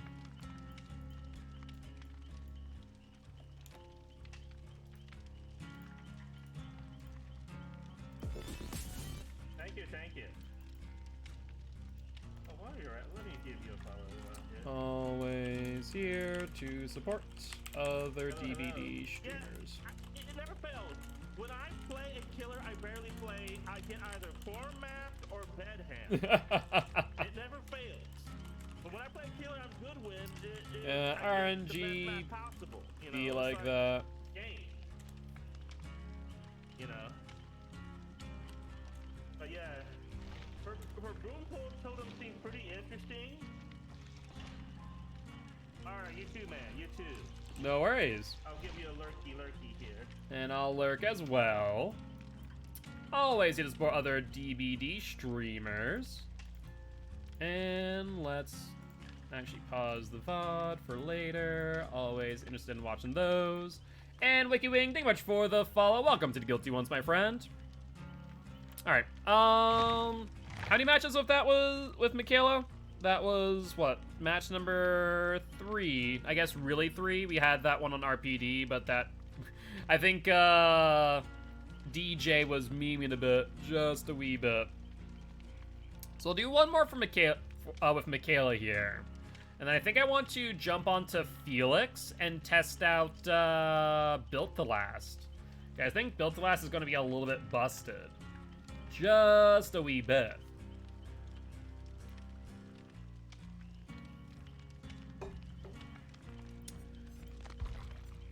So I wonder, it's really interesting of boon totems. So scratch marks and auras hidden to the killer. That is really strong. Yeah, clairvoyance I don't think is working properly. because we've blessed totems, which do consider to be cleansed, but it doesn't activate. I was like, huh? They added my boy? No. Unless your boy is a witchy author, I do not believe so. Well, let's throw in some blood point offerings real quick. And we'll keep on clairvoyance just for the sake of having it, but it doesn't seem to be really doing much for us, unfortunately. But the nice thing is, normally I bring in medkits, but with Circle of Healing, we really haven't needed it. I wonder what boon totems look like from the killer's perspective.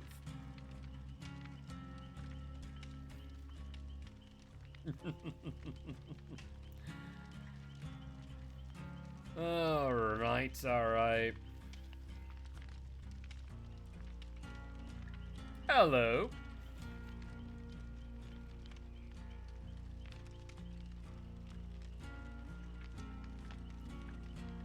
I love how the book animation's right now a little bit busted. I do hope they fix that, but it's such a minor thing that honestly I wouldn't care. But it's just funny to see the book floating there as she's kind of, you know, standing about, relaxing.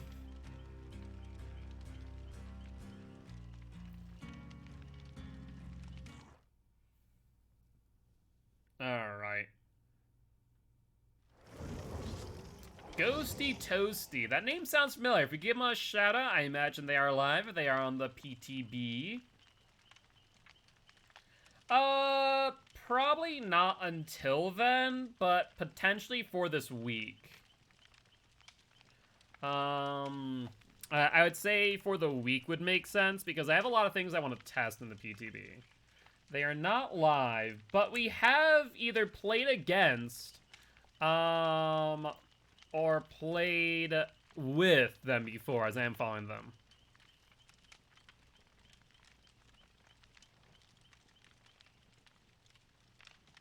I don't know what they're trying to say, but the automated censoring does not apparently like it. Whatever it is.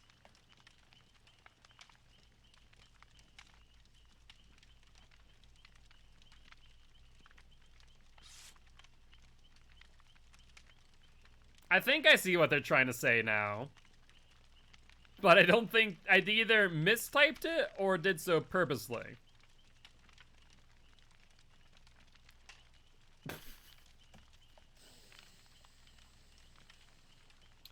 Well, this pre-game chat is something. This pre-game chat is something.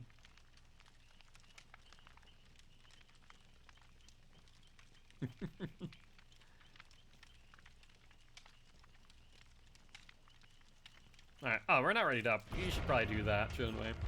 Wouldn't be a half bad idea.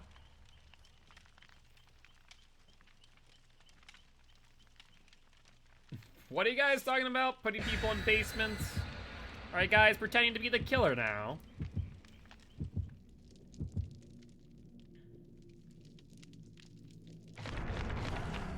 Alright, blood points across the board. Love to see it.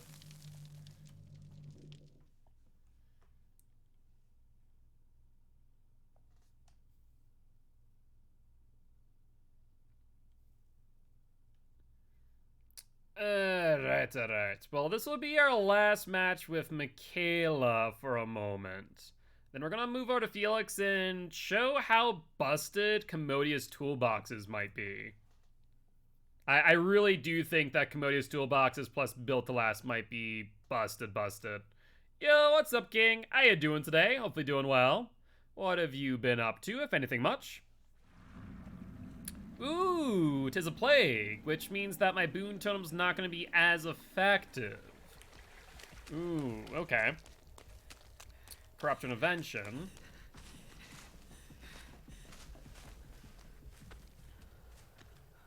When? The 19th of October right now is the estimated date.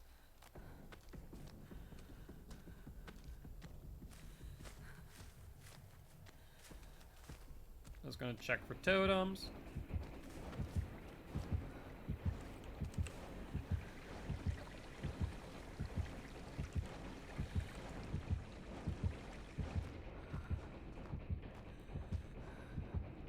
Alright, they're on Ghosty Toasty.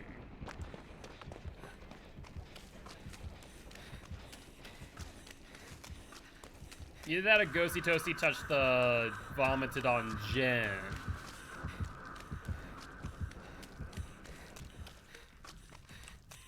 Thought for a second she'd be on me, but I guess not. Any totems here? No. No totem. Ruin? No ruin. Okay. Well, Ghosty Toasty's in a bit of a pickle already. Circle of Healing seeming really, really strong right now. I'm definitely feeling Circle of Healing. I feel like if you're gonna Swift, you only like want one person to have it, but beyond that, Clairvoyance seems very meh, and Shadow Step actually really good against Spirit. We are able to kind of maneuver around Spirit for a while, thanks to Shadow Step. I'm gonna leave early. Infectious Fright? Is this maybe Adept Plague? Because that's Infectious and, whatchamacallit? That's Infectious Fright plus... Corrupt Intervention, there we go. What's the other one? Dark Devotion? Which would mean that if that were the case, the terrorist would stay on Ghosty Toasty. Forget for how long. Hello.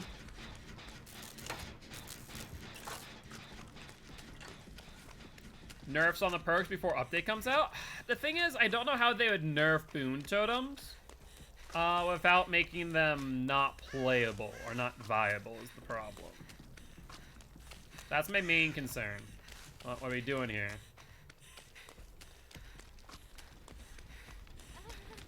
Hello. You're welcome. Honestly, we can cleanse immediately on this map.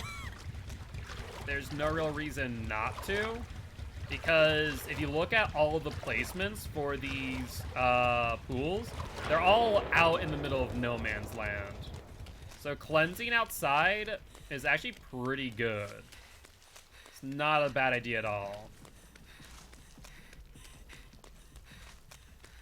Alright, she's over there. Let's, I guess, go back over this way. Wait, did Ghosty Toasty jump on a Jenna Fang Min? Is that what I just saw? There's no way that they could both... I think that's exactly what happened. Or maybe been... I don't even know. Either ways. Alright, Ghosty Toasty healed.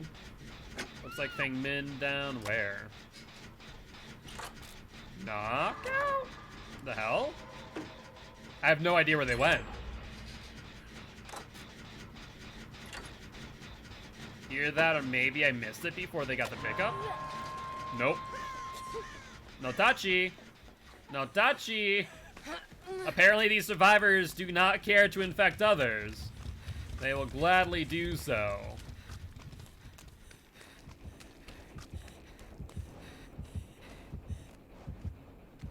Alright, they're on Ghosty Toasty.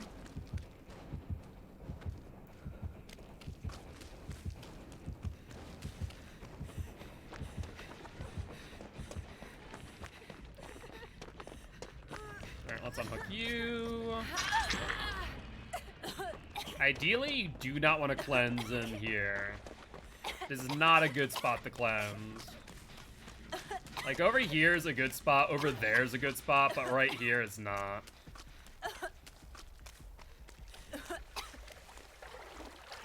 Is everyone just going to stay broken? Is that what we're doing here? I mean, we could force the 6 cleanse. We have 2 more people cleanse right now. That's not a bad idea, honestly.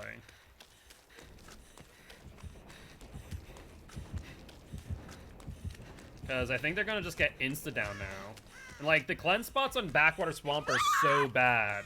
Yeah, like I said, the cleanse spots on Backwater is so bad. Like, the best thing that the team could do is literally cleanse. That's 2, which means they only have 1 more pool. Jen here's done. What other spots do we have? I think okay, so they either... I think they may have grabbed the cleanse or pool from where we cleansed. Alright, so I guess I'll go for the unhook. Boon Totem down, which is not going to do much other than Shadow Step. She can cleanse off the hook, and then I can force the cleanse at Shack. Is probably the best play. Please cleanse.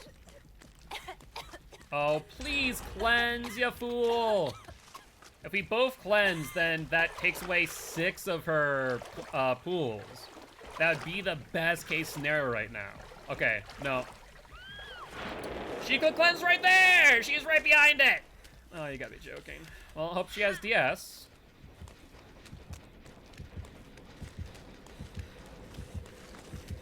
Well, Shadow Step will at least hide our scratch marks.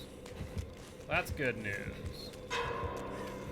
So you grab the cleanse over at main, or Shack rather. The one that we touch her, okay. They're no longer infected. Ghosty Toasty taking a hit though.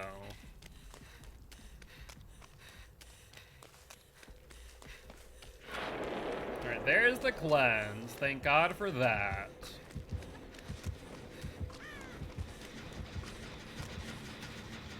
Alright, let's try and finish out this gen, shall we? Infectious Fright again. There's the Fang Min. She's cleansing in Shack, I think. Perfect. The thing is, she'll grab another cleanse now. Yeah, we were so close to forcing the cleanse on Plague. But then we just weren't able to make it happen, and now she has a ton of pools to work with.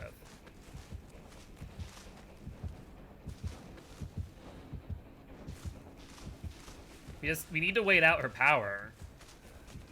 If we don't, it's gonna be trouble, especially without PT.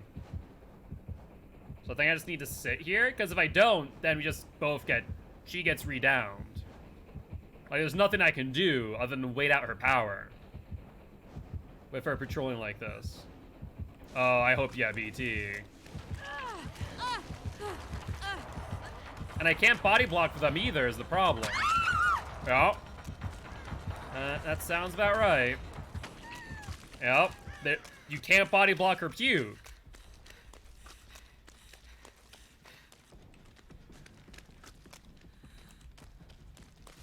Come here. Let's heal.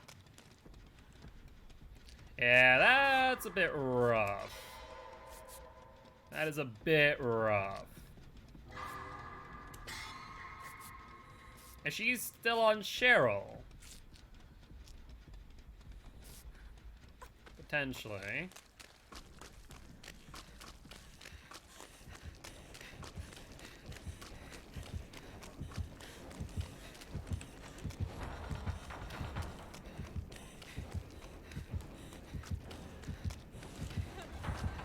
There's no real way to get in there without her redowning immediately.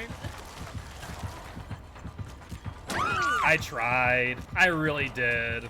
To try and get you up and then try and get between you and her. There's not much I could do in that moment. Also, I think we did force the cleanse. Oh, interesting. Oh, then we just had really bad timing then. Shoo. Well, that sucks. Is she picking up? No, she hasn't picked up yet. Oh, is there an add-on to remove my ability to see auras? No. Why don't I see... Does she have knockout? That's the only thing I can think of is knockout, right?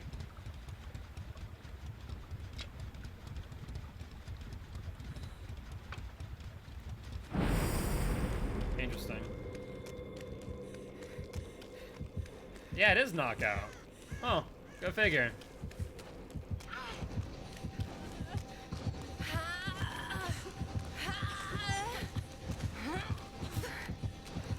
Nope, nothing I can do there.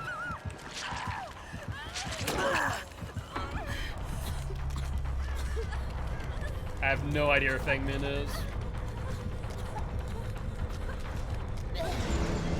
Ooh! Oh my god, that was too close for comfort. That was too close for comfort.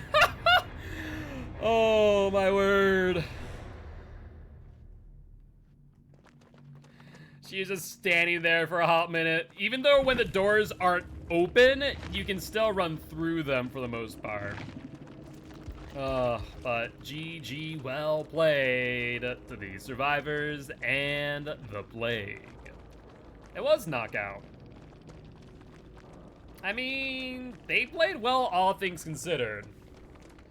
To be fair, difficult map for plague. Pools are out in no man's land. Yeah, it's a really difficult map for her because the pools are just so out on the outskirts. Don't be toxic now. No need for that. Just move on to the next one.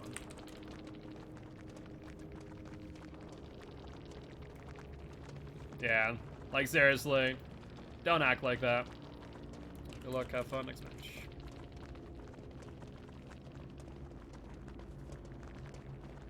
Alright, bye Alex, have a good one. Sleep well, alright?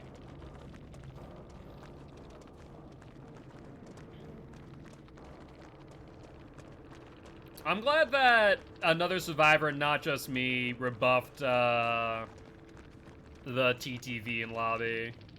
Because, like, there's no reason to be toxic in post-game. Like, even if you get killed, just move on to the next one, right? For the ranking system being fixed, I still get ranked killer/survivors. So, I'm going to say this for the millionth time. Your MMR is not indicative of your grade. If you are Ash 4, you can still very well go up against Eerie 1. The reason for this being is that MMR does not reset, where your grade does. Grade is just indicative of how much time you've played the game this month, whereas MMR is a hidden stat that is tracking how many wins and losses you have to determine how skilled you are and who to pit you against. For what we know, it only takes 40 matches to get to max MMR. 40 wins. For Killer, that means 44 Ks under 10 minutes. When it comes to survivors, we know a little bit less. But still, grade does not equal MMR. You win it's because of luck? A win counts as a win. MMR doesn't care. If you get a quote-unquote win, that's all MMR cares about. If you escape. That's the long and short of it. But let's ready up with Felix Boy. I'm going to run a built to last build. I don't want to run a built to last. We're going to run Commodious with Wire Spools Scraps. We're going to run built to last Streetwise. MMR sounds evil? How so? Streetwise. Yo, what's up, Ren? How you doing today, my friend? Hopefully doing well. Let's run Sprint Burst. Actually, we could do... Yeah, we'll do this, and then we'll do Prove. Why not? Could run Resilience, which could be even nastier. We ran Resilience Self-Care on this build. Doing pretty well, cannot complain. Just played like 5 matches of Michaela with the new perks. Yeah, no, that is the thing. If you are getting carried by your friends, then you in your own matches, when you solo queue, will go against better killers. Yes, that is how that works. And fact of the matter is, it makes sense. Because the game is assuming that you can play at that level with or without your friends. Whereas if you can't and you begin to lose, your MMR will go down. The Boon Healing one sounds good. The Circle of Healing actually seems a little bit OP. Not like broken, but it's very good. Because it's basically, so it's like one survivor brings an extra perk for everyone else. Think of it that way. So it's kind of like when you have an add-on as a killer, that's basically a 5th perk. But basically, that is the survivor equivalent but a 5th perk for 3 people as long as one person brings Boon Totem. And that's what makes it a little bit insane. Because you can place the Boon Totem in a place where, let's say, there's a dull, and the gen has already been repaired. So there's no reason for the killer to ever be there, right? And because of that, that means that if you're on communications with your team, you can say, hey, go here if you need to get healed. Boon Totem's there, and you can just keep on healing and healing and healing and healing. And if you have 2 people, let's say someone gets unhooked, they join you over there, then basically it's a built-in will make it. If you're solo queuing, every survivor brings the perk, only 1 boon can be active at once. No, that is incorrect. You can have multiple Boon Totems at the same time. So, for example, on Dead Dog, you can have a Boon Totem over at Water Wheel, but you can also have a Boon Totem over in Saloon. So, incorrect. You can only have 1 active Boon Totem. There can be more than 1 active Boon Totem in the game, however. So, it's a bit strong. I like the old ranking system personally, but keep the reset for blood points. The thing is, the old ranking system for Frostplay literally was simply just ranked based on how much time you spent in the game. That's it. 4 ranges of healing boon? Yes. Do I think it's a good idea to do that? No. I think the best way to use Boon Totems is as I kind of described. Get a gen done, find a dull nearby, put the Boon Totem there. That way the killer is not incentivized to go to that Boon Totem. And so whenever a survivor gets off a hook or needs to get healed, you send them to that totem. Rinse, repeat, rinse, repeat. That way it's efficient, right? As long as it's not too far away. Theoretically, though, let's say they get hooked near a dull. You can bless, then unhook, then heal, which is also another play. Yes, killers can deactivate it. So if it's a dull totem and a killer deactivates it, what that will result in is they will end up crushing the totem. It'll be gone. But if you were to bless a hex totem, then the hex totem and boon totem will get cleansed and the dull will stay. I'm not sure if that's a bug or a feature. Hard to say. Let's also give a shout out to these. 3 witches and a warlock. I like it. Caffeinated _ gay. Let's see if they're live. They are live. Good, good, good. And shout out for birds. And are they live? They are live. Good, good stuff. I love to see it. So, we are going to test out Built to Last and see how insane it might be. We're right now testing out on a Commodious, and I think this is going to be kind of insane. For those who don't understand how toolboxes work, specifically the Commodious, for every 8 charges of a toolbox is 3 seconds off of a gen. So Commodious, by default, has 32. You can then add 8 from the scraps, and then 12. So an additional 20, bringing up to 52. You can then use Streetwise for an additional 25%. So with that, I think you're at like 64, just about, give or take. So it can be kind of insane. Then add on Built to Last, even more so. But we are on the Thompson house. And let's start working on some gens, shall we? Spirit.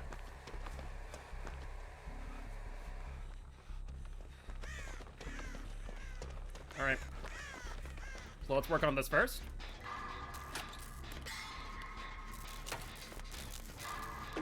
He's gonna bless that totem. I like what I see. No ruin.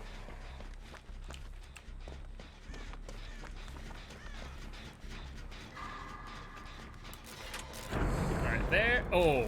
So, Shadow Step, in addition to playing against Spirit, it's amazing. Shadow Step is actually really, really good against Spirit. Because she cannot see your scratch marks while you're within the range. Alright, so between Prove Thyself, Commodious, Jen is done. We still have some time on the Commodious, though. So let's try and make some use of that before, so we can then use our, whatchamacallit. So we can then use Built to Last for the first time.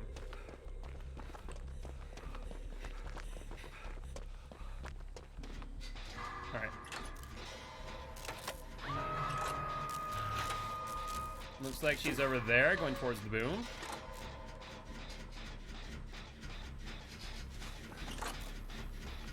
Have them go for the pickup. I don't have BT. I don't think they have BT. So this is a BT-less game.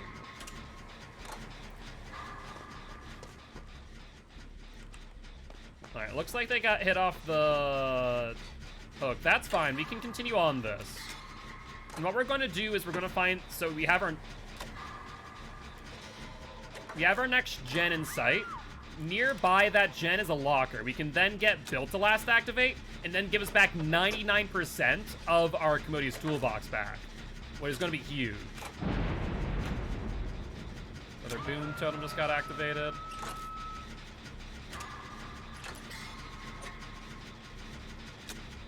Alright, we might need to go for the unhook, though. Alright, we're gonna go over to Shaq.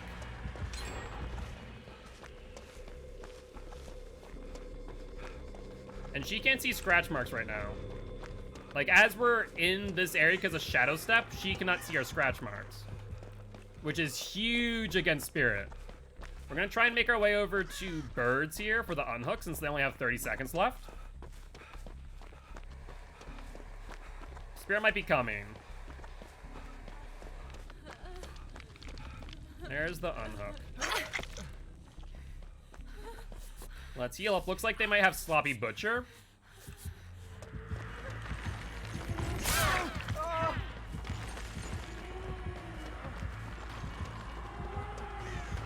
There, we'll make the vault.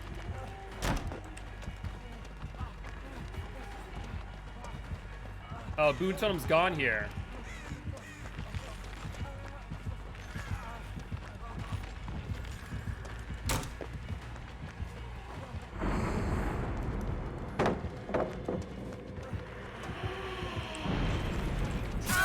Alright. Well, we go down. Not the end of the world. Want to make sure that... Unless you have... Will this actually work? She has 100% increase in heal speed.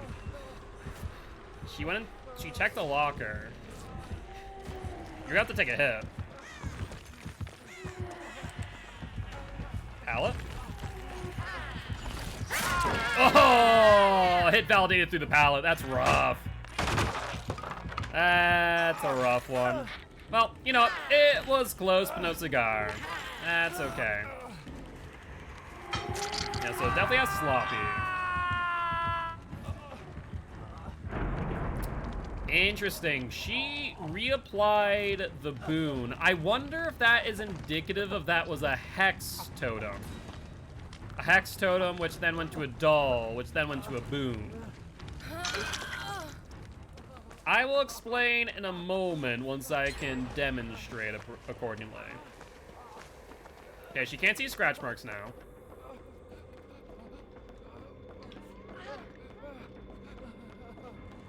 Alright, let's heal real quick. And we can then jump into the locker here and then get 99% of our Built to Last back. If you can get 3 uses of Built to Last throughout the game, then you're in a pretty good spot. Alright, let's jump in here. We need to be in here for 12 seconds for Built to Last. And then Built to Last will get our Commodious back to 99%, which we can then bring to another gen. There we go, 99%. We can go to this gen down here. Alright, let's go this way. Who is she on? She's on the TTV. We're both on first hook, so there's not much we can do there, unfortunately.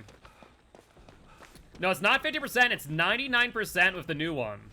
So as you can see here, this is pretty much a full Commodious that we now get to work with.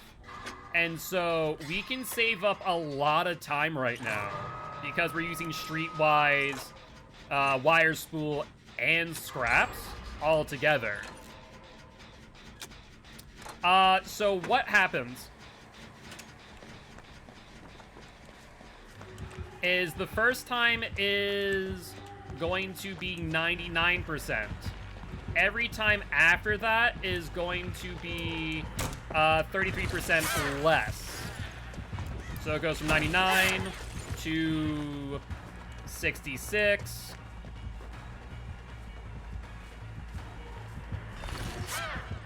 From 66 to 33, 33 to 0. But there is no limit.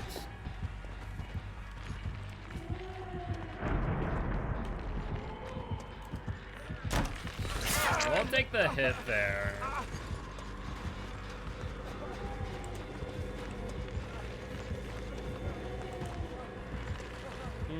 I don't know if we can make this.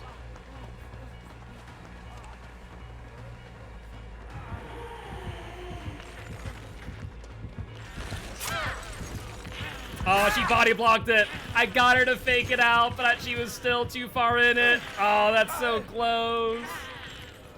Oh, it was a good play. I knew that she's gonna swing. There's no way in hell gonna make it on the mid vault. That was so close. But yeah, so it takes, basically you have to do 12, you have to be in blocker for 12 seconds. The answer is yes, it does seem really busted, but it needs to be used in the right ways. I think the best usage of it is like a dedicated toolbox build, like I have here with Commodious, Streetwise, Built to Last, because you want to ideally with this build, I think. Hold on one second. Hello. Goodbye. You ideally want to use your toolbox in full, and then you want to get it charged up to 99, then 66. Anything below 66% is not worth the time exchange. So you can get pretty much 3 full uses out of your toolbox. Why the... Oh. That's really painful that they just switched the boon totem location because I was in mid-heal. I think this is what I mean by you probably shouldn't change your boon totem locations too often. Because if you do, then you get into the scenario where I half healed myself.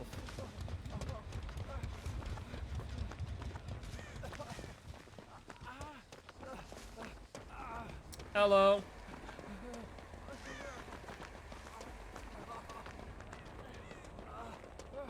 Hello. Let's heal you up. Well, that's even better.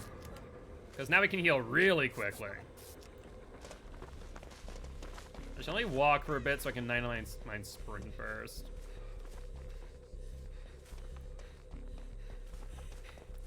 Yeah, you could theoretically use purple flashlight in that way. It can be quite strong in the right circumstances, for sure.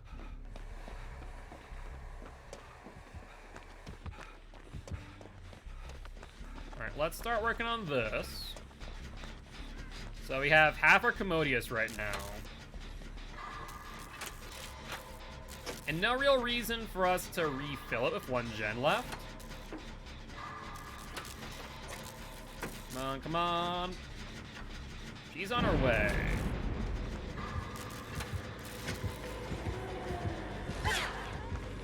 Honestly, Hot Hag taking aggro here is not a bad idea.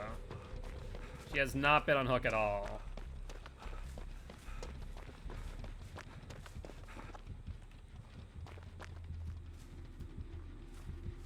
Alright, she's regressing the gen. Looking around. Phase walking.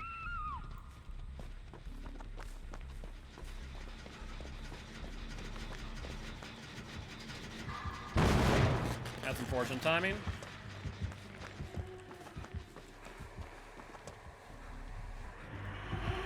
Okay, she went on a phase walk early because of the fact they started walking. Makes sense. Let's see if she commits to me. Drop pallet.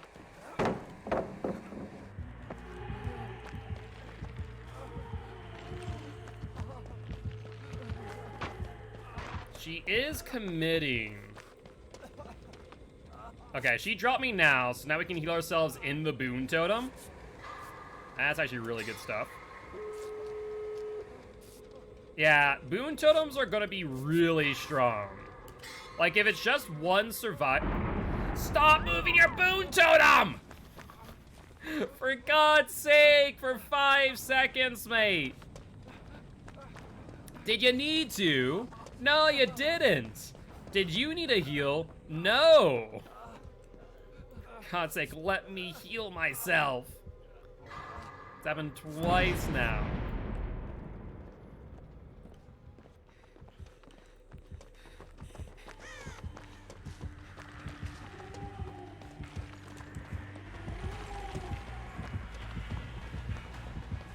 Can I get this pallet? Yeah, we can. Yes.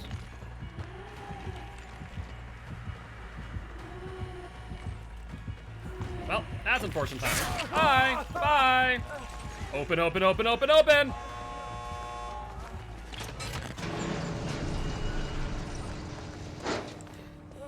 That was a little bit close.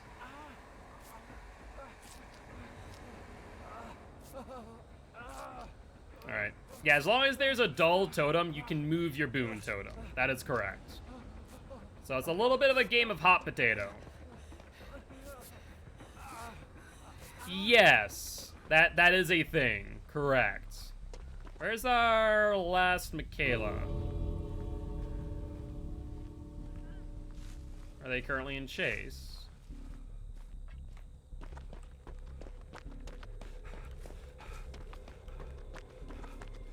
Is the other exit gate over here, or where is it?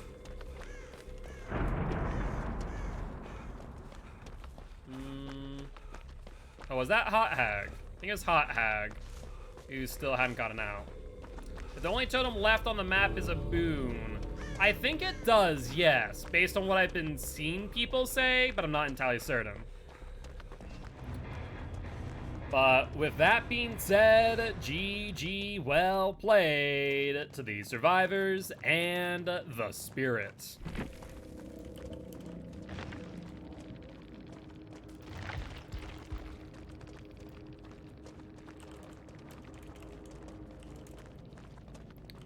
Switching our boon totem every 5 seconds. I just wanted to heal myself.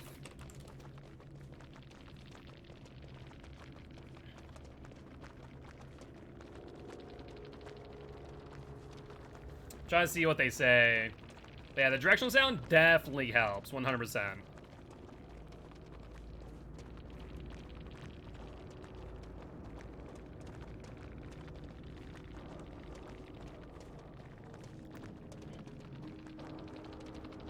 Did not see pools of blood too. Unless you are not in phase walk, you won't see blood. Only with an add-on.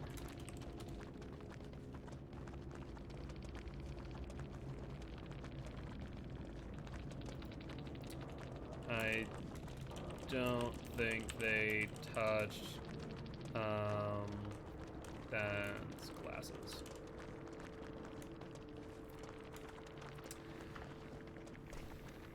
Good luck, have fun, next match. Correct.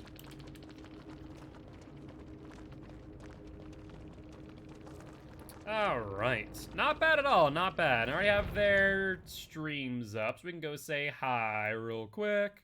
Drop them a GG well played.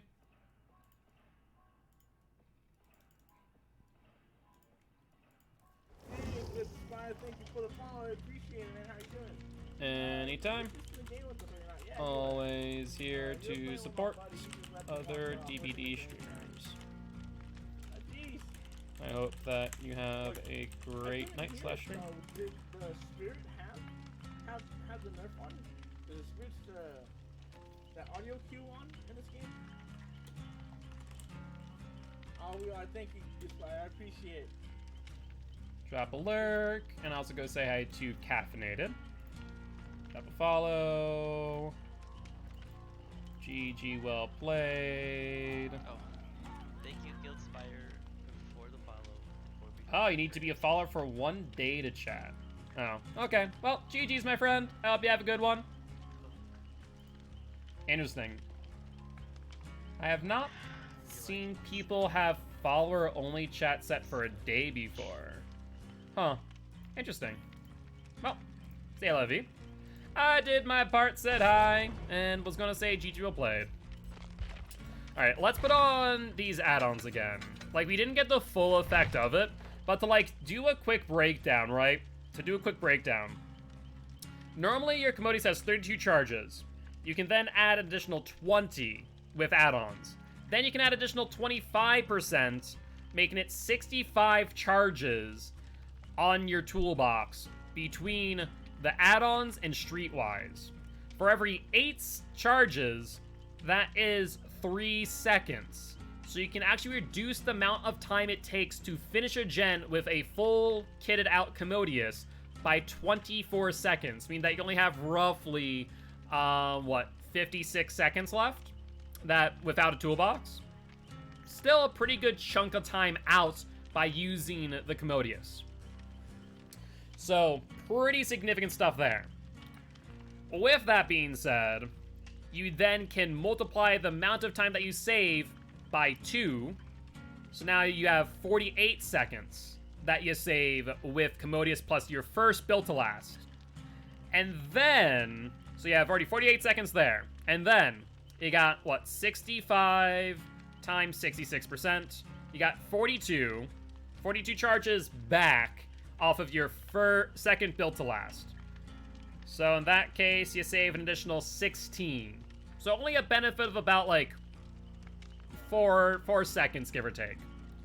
But altogether, between those, you end up getting 64 seconds of time saved with Commodious, Streetwise, add-ons, built to last, used 2 times. Hey, Bird, thank you much for the follow. Welcome to the Guilty Ones, my friend. And anytime, always here to support other Dead by Daylight streamers. I do hope you have a great day, and GG well played that last match. Very happy to have you here. If you take out the 24 seconds that you get, basically, you save in total between the Commodious, Streetwise, add-ons, and the 2 locker plays. You basically save a total of 40 seconds, about half a gen's worth, when using Commodious, Streetwise, built to last. And 40 seconds is not that bad. 40 seconds is half a gen's worth, so it can definitely add up. Once you get to that 33%, you just don't want to do it with Commodious, to be honest. You're better off recharging something else, like a medkit. But it's very, very strong, to be honest. Even if you take off the initial 24, you're still saving 16 seconds because of built to last in total. And so, about a fourth of a gen. So that's not horrible.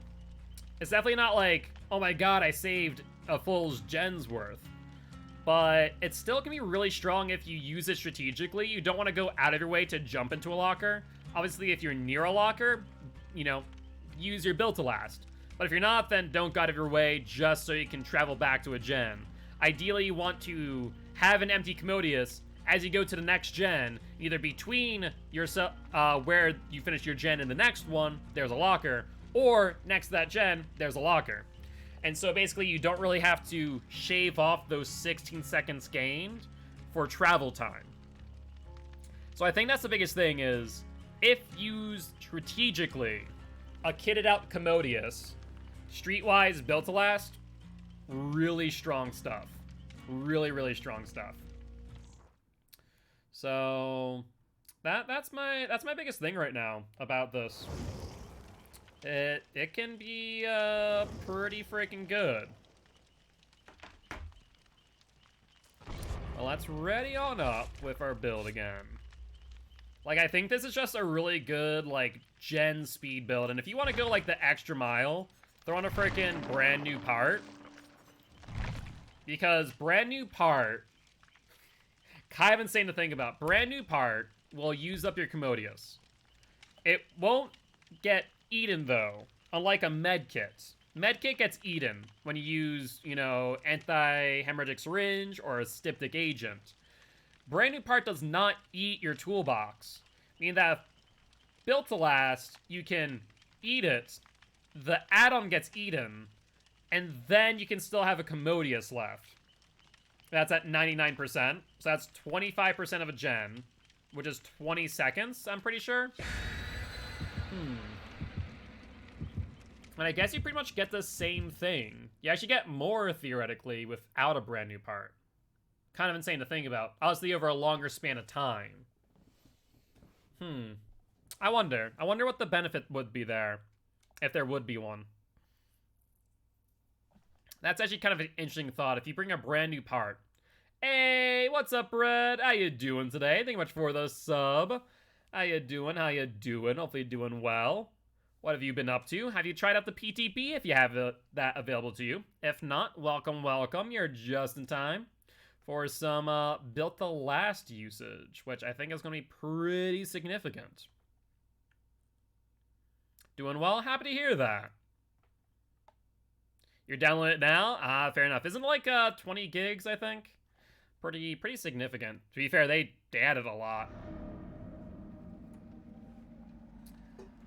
But we're on the Gas Evan. Yo, what's up, Twisted? How you doing, my friend? Alright. Huntress. Lullaby is 45 meters.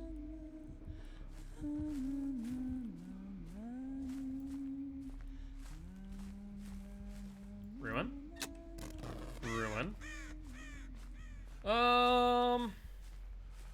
We don't necessarily need to get Ruin against Huntress. Wouldn't be a bad idea, but we don't need to. Not feeling well, Twist? I'm sorry to hear that. Alright, so once this Commodious is finished, that's already going to be 24 seconds off the gen. So that's going to be pretty huge. And the way that I think the toolboxes work, it's 24 seconds in addition to your normal time. Because we weren't even halfway through this. We were almost halfway through the generator. So we'll finish this gen before we finish the Commodious. Just barely. Kinda wish we could have finished the Commodious.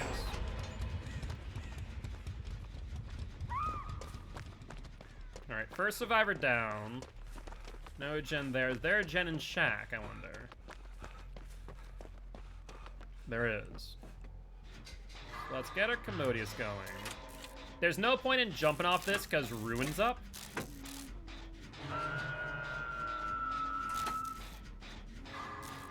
Yeah, probably a good idea, Brad.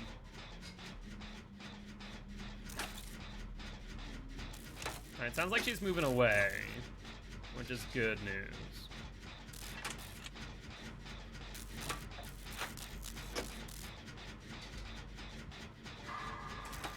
I don't have BT is my only fear of going for this unhook, but if I don't see someone go for it soon, I'm probably going to.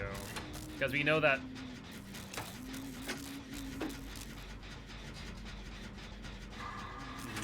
she's close to.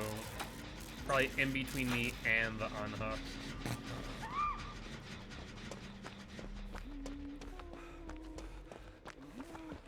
I got the unhook.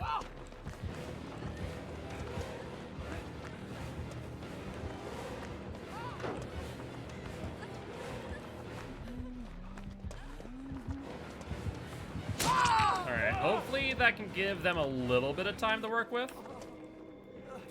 And we can heal right here thanks to the Boon Totem.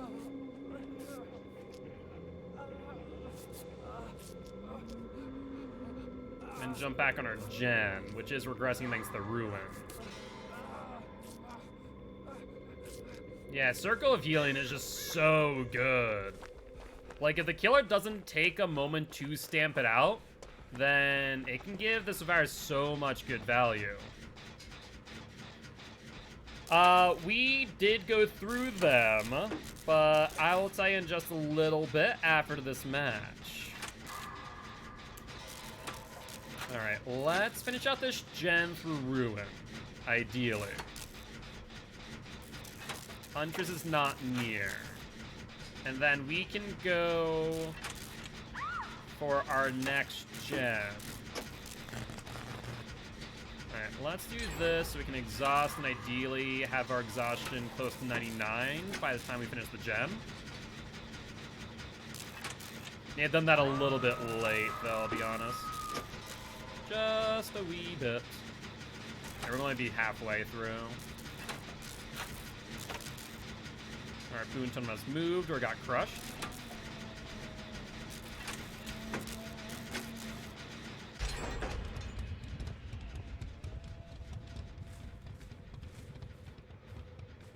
Looks like they're going for the unhook. Alright, let's... Okay, Ruin's down. That's huge. Let's go to Garage. Oh, there's Huntress. Because we can jump into Locker. And then have our Commodious. That's going to be 12 seconds for Built to Last to activate. Is Huntress going into Garage?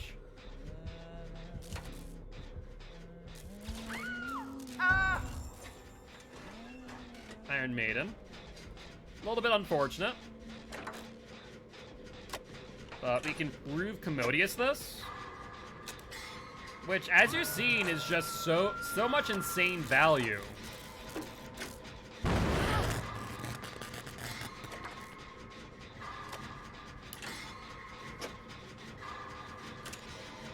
Come on, come on. Are they going for the unhook? So I think they're going for the unhook. I'll continue on the gem. Will my Commodious be out by the time the gen finishes? Doesn't look like it, which is a bit unfortunate.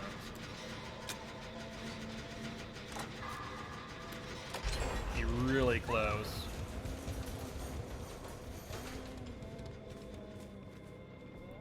Alright, let's take our time here. Try and set up for the unhook, if we can do so. She's reloading.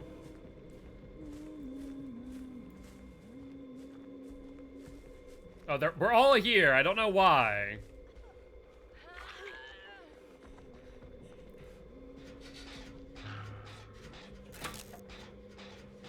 That's 1, 2 gens.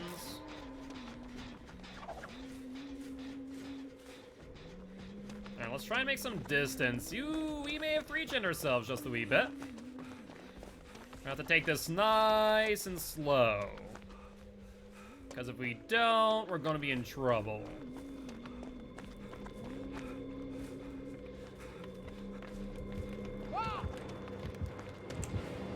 Come on, Huntress, follow me. That's fine. Yeah.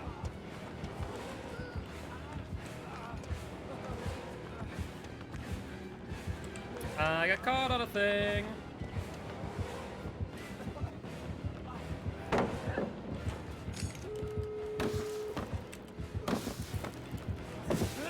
She messed.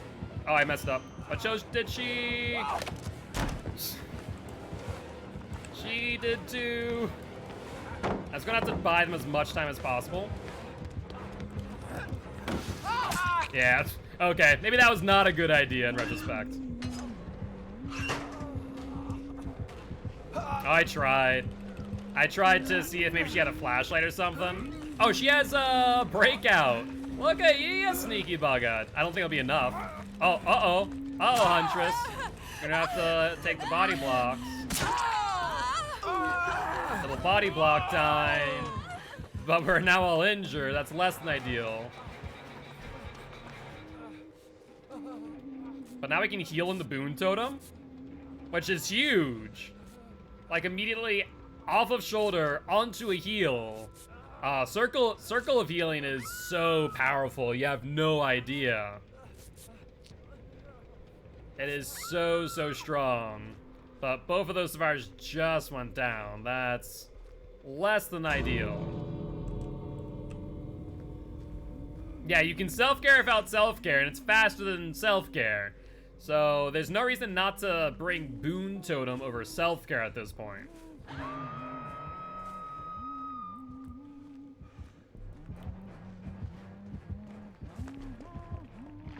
Yeah, let's go for the unhook. And a BT. So I need a body block for you, so I'll go up the stairs first. This way. Alright, perfect. Where's the other Michaela?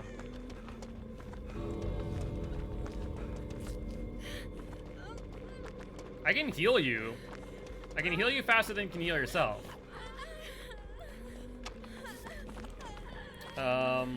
We should probably go this way. Just gonna point that out. Might not be a half bad idea.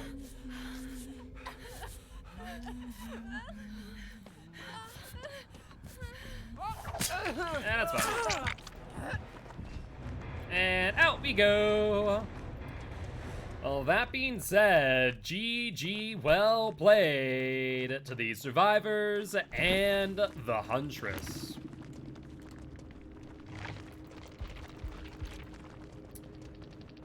Yeah, Commodious plus Built to Last is really strong. Also, let's go give a shout out to Prime Buddy, see if they're alive. And they are. So we'll go say GG well played and drop a follow in just a few moments. But yeah, I think people are, like, personally, when I looked at the new Built to Last, I think it's insane. But like, if you commit a build to Built to Last, it's a thing. Because, like I said, we were on a gen by ourselves. No Haas. Oh god. So ban the Haas. Ban the Haas bots. Ban Haas 1. Ban Haas 2. Ban Haas 3. Goodbye. Let's ready on up. Let's throw on some more Commodious. And go say hi to Prime. Oh, looks like they might be away from keyboard, so I'll have to go say hi in just a few moments.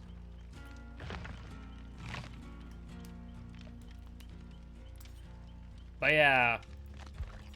So, okay. So for every 32 charges, I want to check something. For every 32 charges, it shaves off for every 8 charges, it shaves off 3 seconds. One full Commodious is 24, and that's not including the same amount of time spent. How much is one charge? Is one charge 1 second? No, that can't be right. Dead by Daylight. So DBD survivors. Let's take a look. One charge equals 1 second. But what? That's not entirely true, I don't think. 16 charges are needed for a heal. That's correct, but I don't think that's how it works for toolboxes. Also, 16 charges are needed for a heal, yes. But when you use a medkit on another survivor, it decreases that. When you use it on yourself, you're running at 100% speed of a self-heal. When you heal another survivor, it decreases it by 35% on a yellow medkit, for example. Generators. So, generators. Repair. So it takes 80 seconds to repair, yes.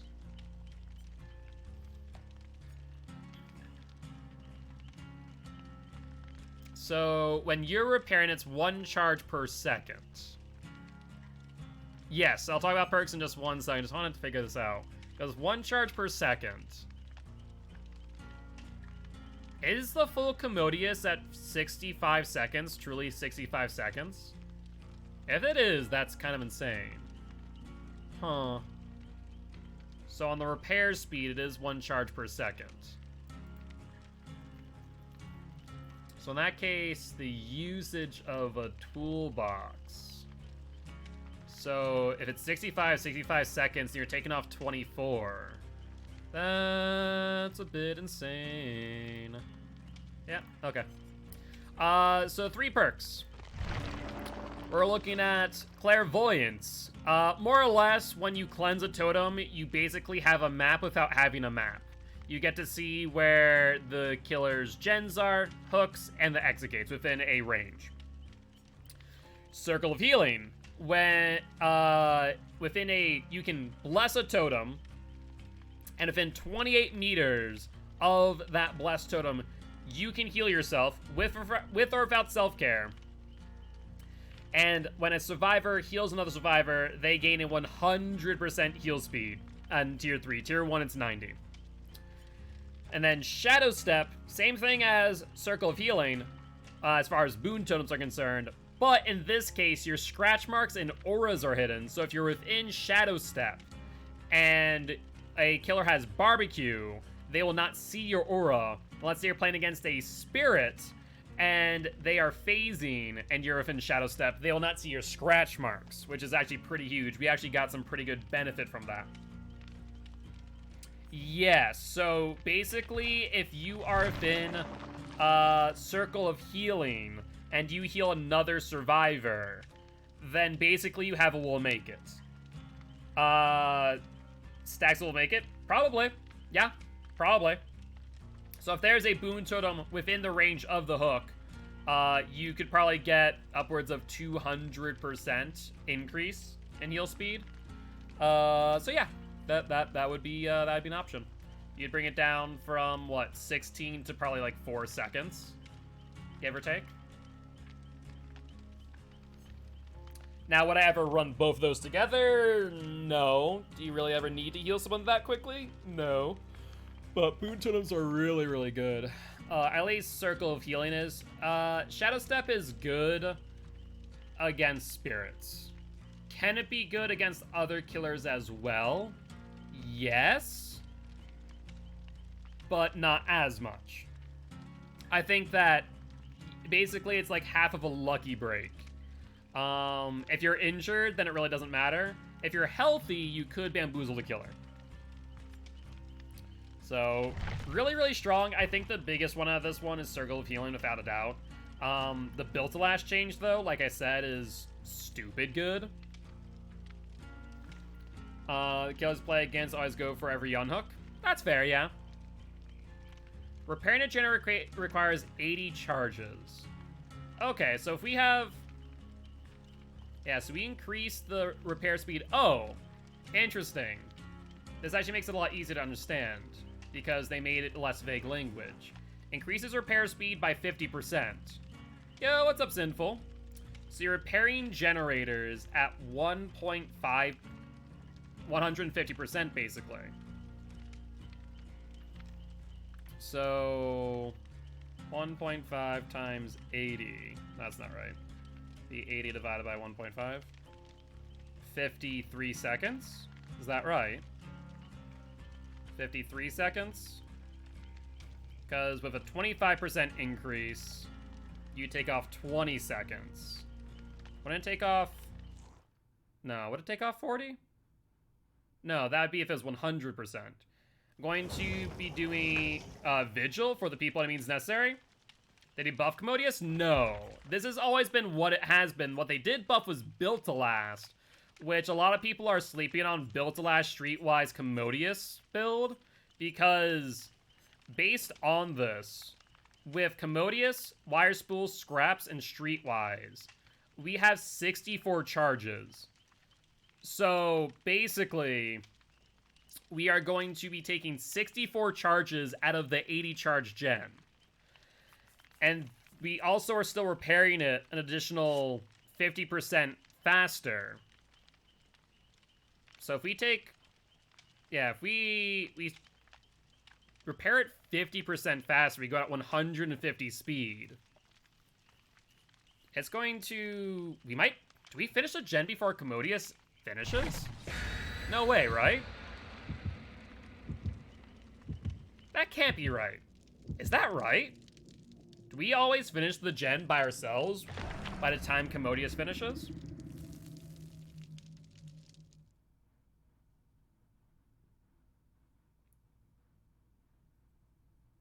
Because it's not cutting it in half. Half would be 200%.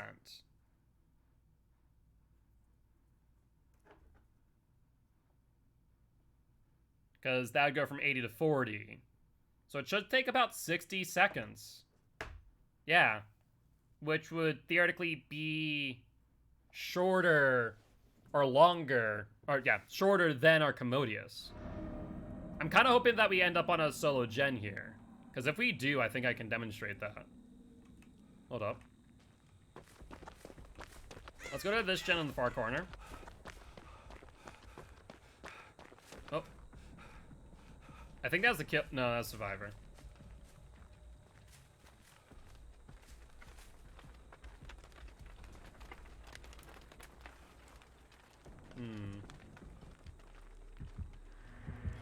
Killer is Spirit.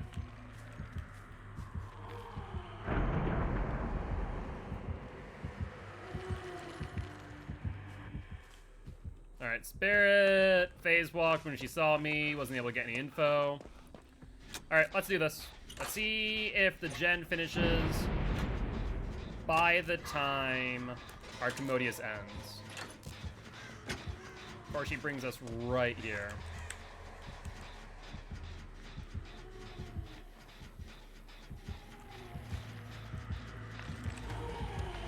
Alright, we'll bring it back to the corner with Shadow Step.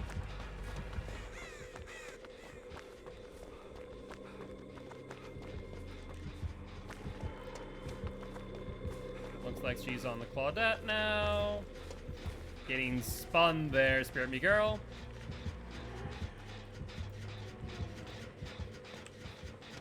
I think she checked for me and then didn't see me. GG's.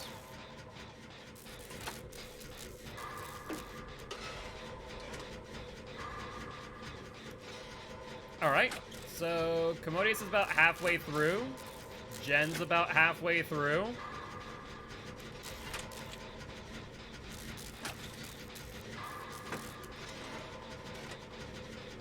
So our Commodious will probably end on this one just a bit early. But that is okay.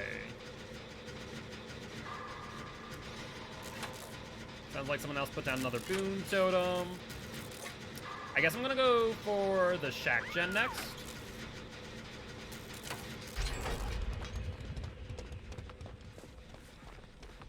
Did she kick this one? No, she didn't. I might as well finish out this gen then.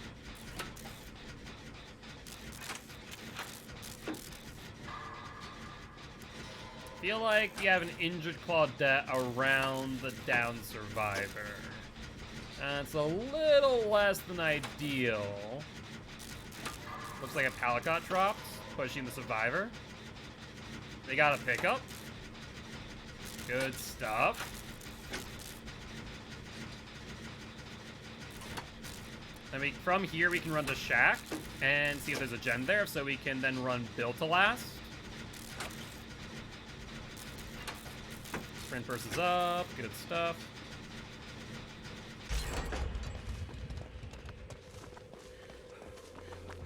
Alright, you can heal yourself. There's gen here. There it is, perfect. So let's jump into the locker. Yo, what's up, Ocean? Dude, Built to Last is so busted right now. Because we get a full 65 charge Commodious back on the first Built to Last.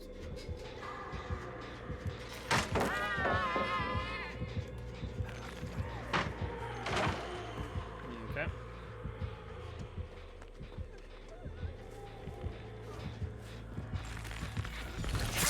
Oh, that's unfortunate timing.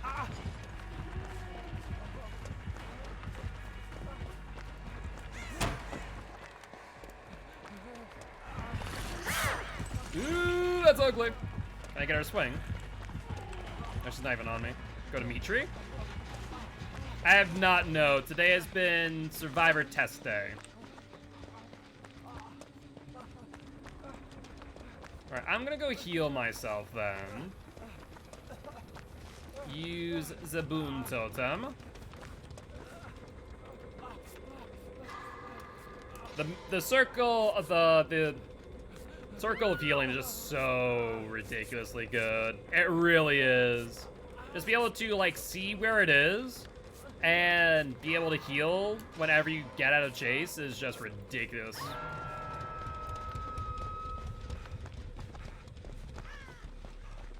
Yeah, what's up, Snooty Booper? How you doing? Let's get you unhooked. Make your choice. No, you don't understand. I am currently exposed, so you go heal yourself. Thank you, please. I'll be on this gen right here.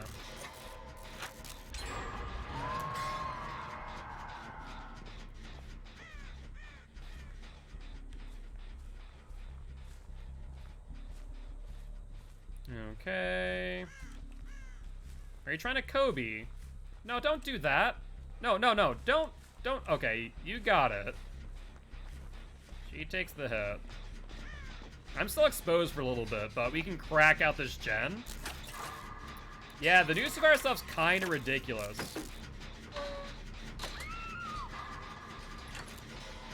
Oh, I could have sworn when killers crushed or ended the blessing, they crushed the dull. Apparently not, though.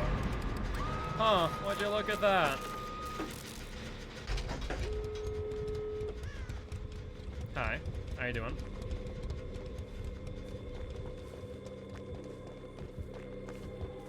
Well, she can't see my scratch mark, so I can just run. Yeah, Shadow Step is actually pretty good if put in right places, especially against Spirit. Does the killer see the aura of the totem as well? No, they do not. Dude, you're healing yourself, you don't understand.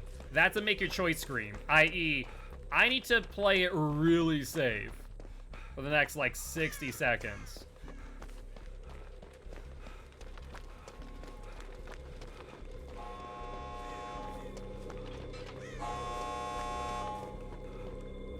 Come on, open, please. I'm exposed. I'd rather not get downed.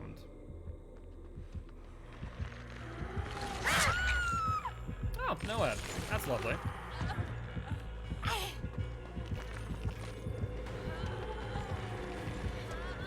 Close his hook.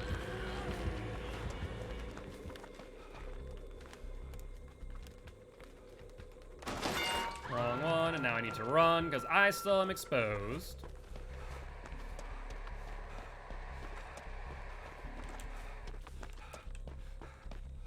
No longer exposed? Oh wait, no. That's right, Noed.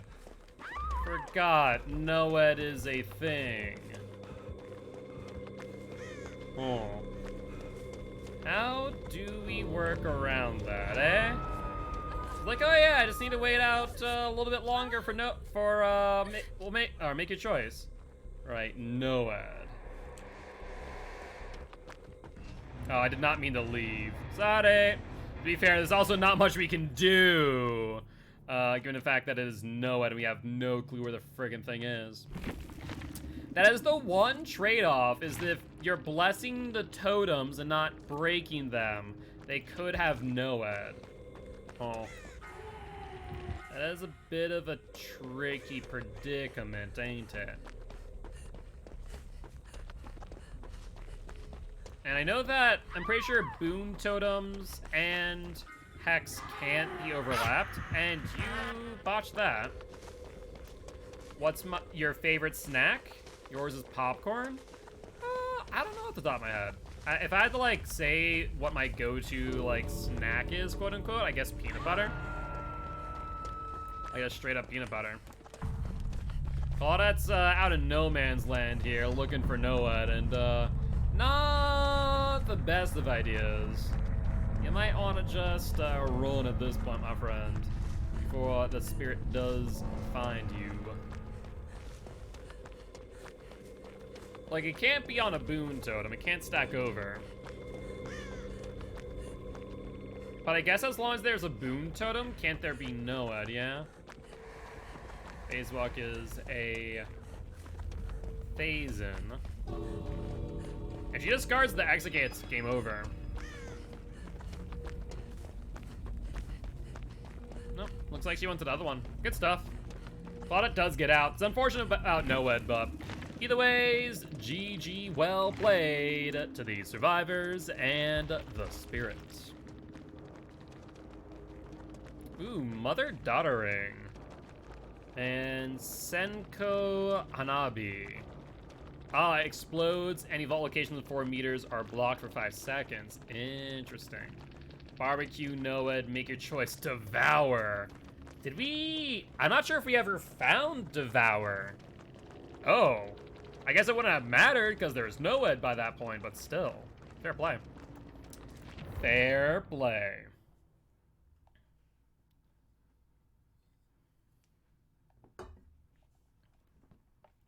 So I think to really get the message across, I think I probably will need to demonstrate Wire Spool and Scraps, rather Commodious, with Built to Last and Streetwise in a private match to really show how ridiculous it really is. So maybe we'll do that tomorrow if anyone is available and is on the PTB, because being able to refill your toolbox next to a gen and crush it out in, you know, 1.5 times is kind of ridiculous. You have a challenge for next week when the perks are back? A challenge. So you mean you have perks that you want me to use? Gotcha. And that'll probably be a next week thing. No more because you don't do add-ons. Were there, did they update perks? Yes, they did update perks. If you want the full breakdown for the patch notes, you can do !patch notes. But Build to Last was probably one of the bigger reworks, where previously it would passively refresh 50% of your tool. Thank you for the lurks info, I appreciate it. But now, after you go into a locker for 12 seconds, you regain 99% on the first one, 66% on the second one, and 33% on the third one. What's kind of insane about that is the fact that you get a full, and with everything here, Streetwise plus Wire Spool and Scraps, you get a full 65 charge toolbox. You then get a second full 65 charge toolbox. And then, on top of which, you then get a, after that, like, what, 48 charge toolbox? So, you're pretty much saving 24 seconds per full 64. So, when you think about that, that's 48... plus an additional, what, 16? About like 60, 64 charges that you save, which is, you know, almost an entire gen's worth. We could do without your head, yeah? Because Exposed Huntress build. How would you do Exposed Huntress? Most of the time, with Huntress, you're running you're using M2, which if you're running M2, most exposed status effects do not apply to your hatchet, only to your M1. So what's the build, Frostboy? Out of curiosity. Like, I'm thinking, you know, make your choice, devour, all that fun stuff. But for the most part, it doesn't really work out all too well.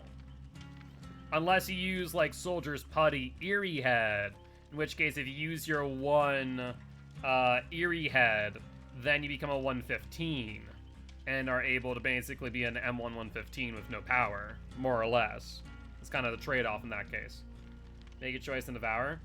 So you do, I just want to make it clear though, you do understand that the exposed status effect doesn't activate off of your M2, just your M1. So were the add-ons you're going to choose Eerie Head and Soldier's Putty in order to compensate for that? Because that'd be the only thing that would make sense. Otherwise, you're a M1 110 trying to get downs with Know It or Make Your Choice or Devour.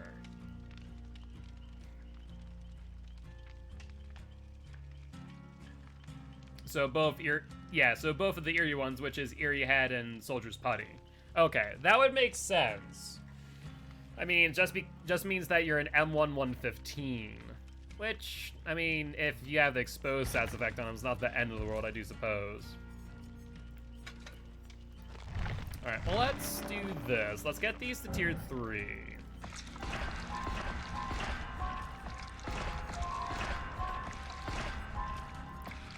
do these 3.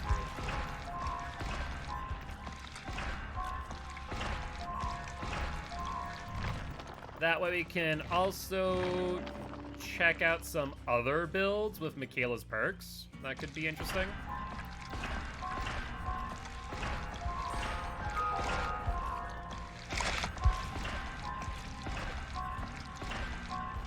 That's a noof right there. Who's now on some decent blood points, but then again, it's the PTBs, so moot point. When the streamer did the build, he got toxic mad players. I mean, that can happen no matter what you use, so I'm not really too worried about that, to be honest. I'm not too worried about that. And it's just kind of the way it can be. Alright, we'll do another match of the build to last build. But I think I need to go into customs to really demonstrate how busted build to last is. Cause it is busted. Well, don't you suck, Entity. You just took 2 perks from me.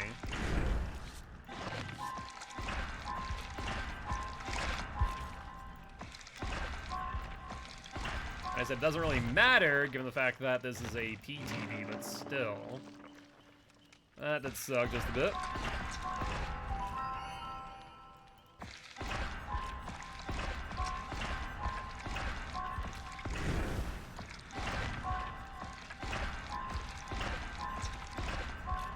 So one of the things that they changed that I'd like to test out. Honestly, the biggest thing is on Survivor Built to Last. The rework is pretty significant. Boon totems. Obviously, we played a bit of Michaela, but we can probably play some more.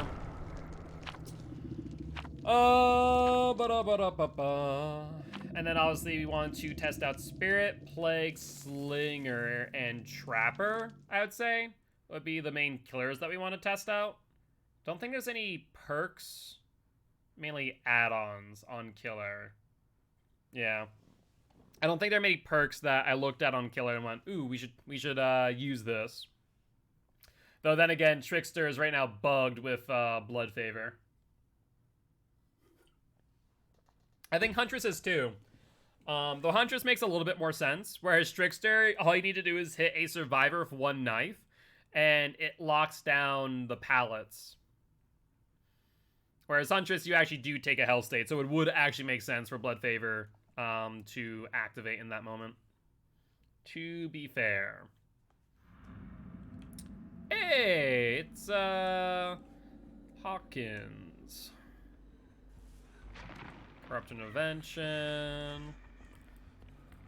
Well, I guess I'll take my time and walk about. Try and get to the other side. Trapper.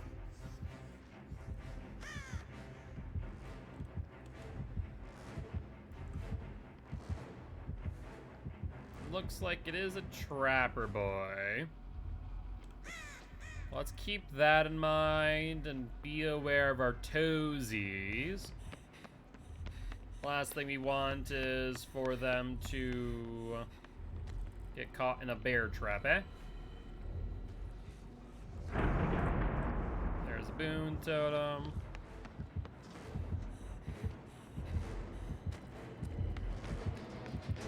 Oh, alright. Gonna have to run. Note the hell that they don't have it on this. Alright, faked him out a bit. Oof. That's rough. We'll have to probably play... No, we can't play that tile. We'll have to keep on going. Play this tile now.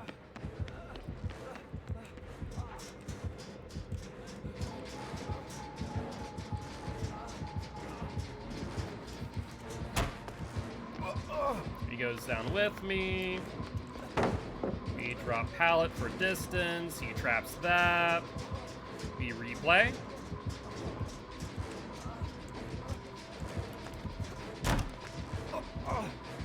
He goes down with me. Ooh, do we not have a pallet coming up?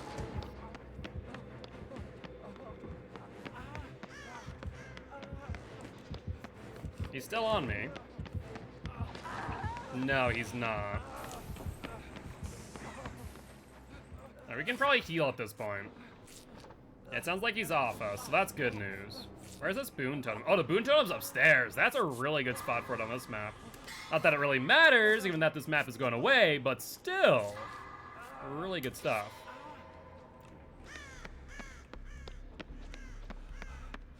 Let's find a gen to actually use our Commodious on. Would be ideal.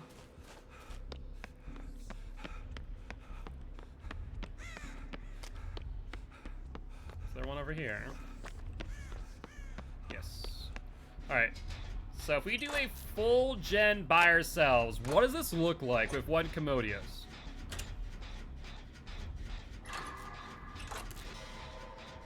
We're gonna try and hit only good skill checks if we can help it too.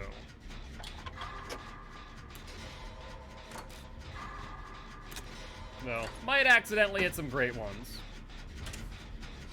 Okay, about halfway through our Commodious.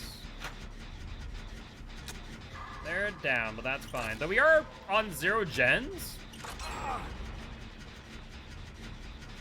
Deadlock. Well, that's unfortunate. I had to take a second and go, what the hell just happened? Thinking maybe like thrilling tremors or something. But that there be a deadlock.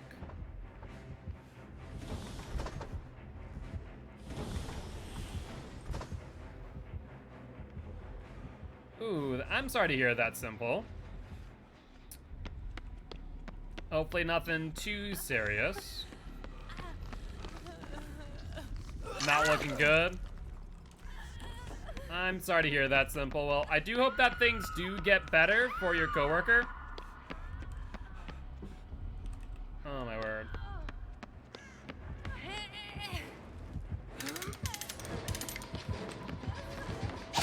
Thank you, thank you.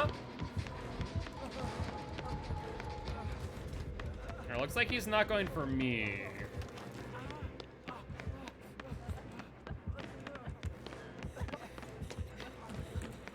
Why are you not healed at all? I don't understand. You have been there for so freaking long. You were slugged out for literally a minute. And yet you freaking didn't recover one little bit. You are ridiculous. Utterly ridiculous.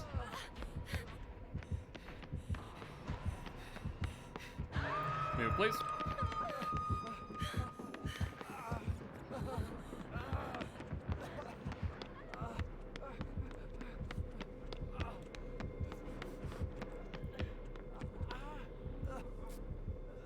We can heal here now.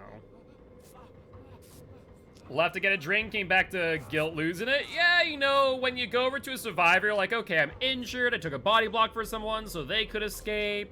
And then literally the person that has been slugged for like God knows how long literally has not recovered at all. Like, what the hell, survivor? What are you doing?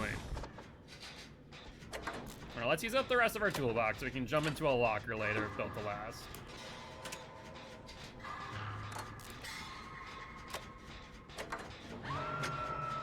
Looks like they're down in basement.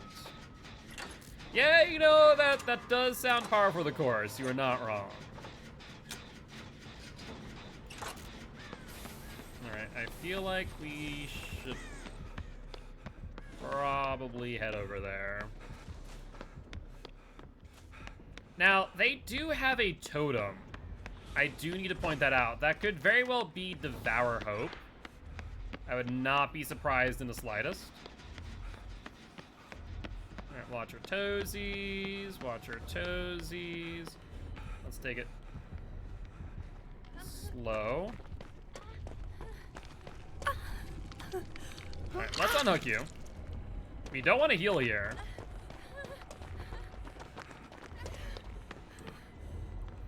Follow me. Let's go somewhere a little bit safer. Okay, you do you then. Yep, as right, was Devour. Shoot. Well, no point in even healing now.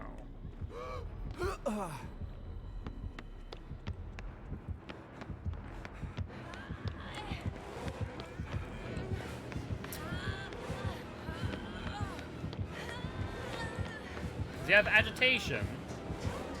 Yeah, it seems like an agitation iron grasp, potentially.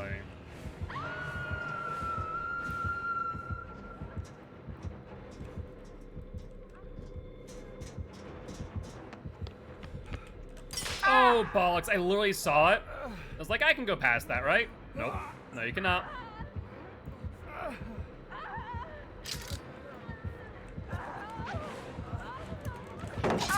He realized what I was doing. Good job.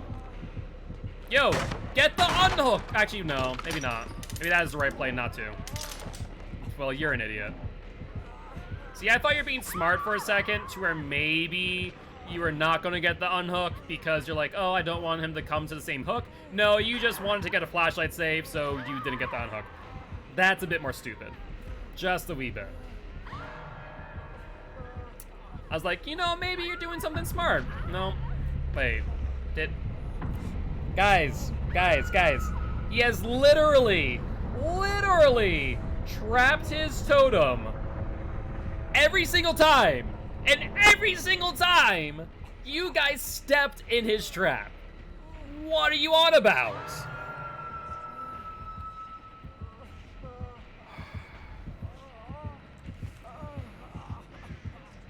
Ridiculousness. Utter ridiculousness.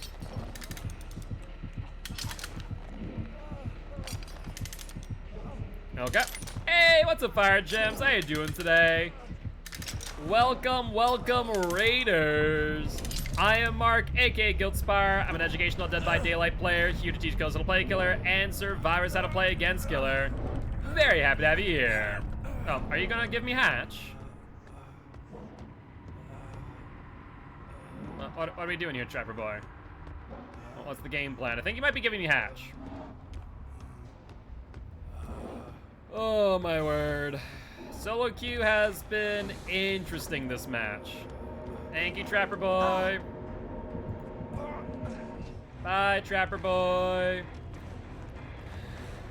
Oh, but GG, well played to the survivors and the Trapper.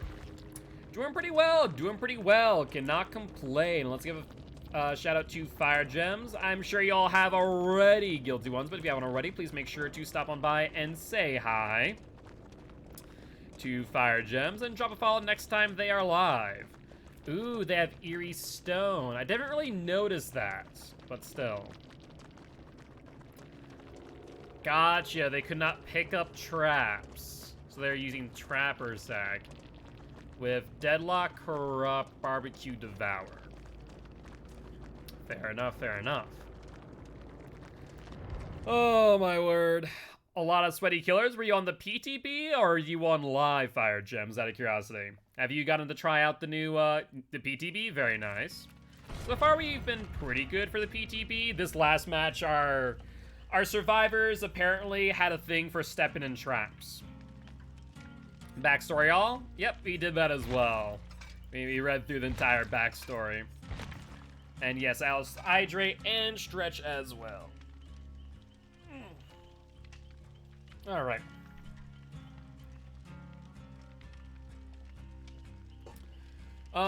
Let's try and think of some builds with the new boon totems. So, boon totem. Where do I find boon totem? Boon. Oh, I see why. I was about to say, why do I see the other boon totem here? But that's because it's here.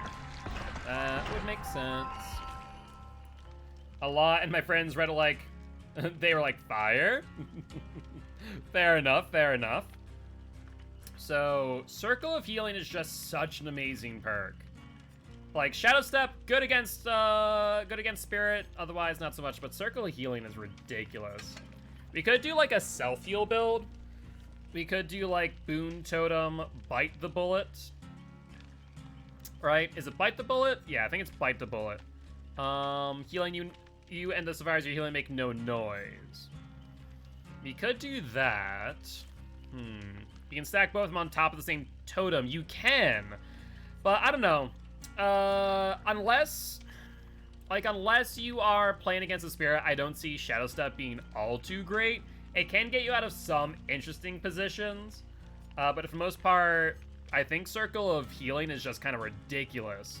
Because it basically, as long as one person's using it, it's basically self-care for the team. Gotcha, Ocean. Yes, I will be there. Just, Fire just lost a ton of killers using anti-scratch marks. That's fair, that's fair. I feel like most times that you, like, run into a totem, though, you end up getting injured anyways, or in line of sight. Like, it can definitely work. But I'm not sure if it's, like, a auto-include for me, whereas I think if you're in a 4-man Swift, there's never not a reason to not run Circle of Healing. Like, to have just one survivor of Circle of Healing is just so powerful.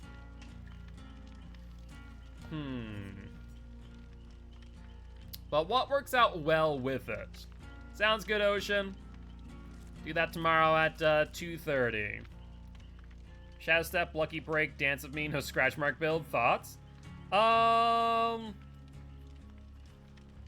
I think there are, like, better things to run if you're doing no scratch marks. Like, that's a lot of overcommitment, and you're also going to be looping in the Shadow Step, right? Like, it could be kind of cheeky, but will all those things... Because all those things don't really need to stack together. What is Dance With Me's cooldown? I'm kind of curious on that. Dance With Me's cooldown is 40 seconds. Quick and Quiet, 20. Like, if you wanted to do that, you could do Quick and Quiet Dance With Me. But I don't see Shadow Step being necessary in that. As far as Lightweight, I forget what Lightweight does. Been a hot minute since I've ever looked at that perk. Stay visible 3 seconds less. That could be kind of interesting. Both boons go onto one totem, so you can also boon a Hex instead. It'll count as cleansing and turn the Hex to a boon. Yes. You can crush boon in like 2 seconds. That is correct. But they actually have to hunt for it, which is a big thing. Love you too, Ocean. It's not about running better things. I'm saying in general, like, people do exposed builds with unnecessary. I did no scratch mark. That's fair. That's fair. I don't know. I'm trying to figure out, like, what build you would use Boon Circle of Healing in. That's my biggest thing. Like, I'm trying to figure out what build it goes into. Like, I guess it could go into a totem hunting build, right? You could go... Botany could be a thing, so you could heal yourself faster, yeah. Flip-flop power struggle. We've done that a lot, but right now we're gonna keep it to some newer things. We did Built-A-Last. Built-A-Last's kind of insane with Commodious and Streetwise. Boon, I guess we could run... Yeah, I guess we could run the Totem Hunter build, which would include Detective's Hunch. Detective's Hunch, or we could run Small Game. We could run... The thing is, I don't know if... Has anyone tested if Inner Strength works with Boon Totems or no? I don't think it does, to be honest with you. It didn't with Clairvoyance. I think you need to actually break the totem. Yeah, small gamer counterforce could be an option over detectives. I was thinking about that.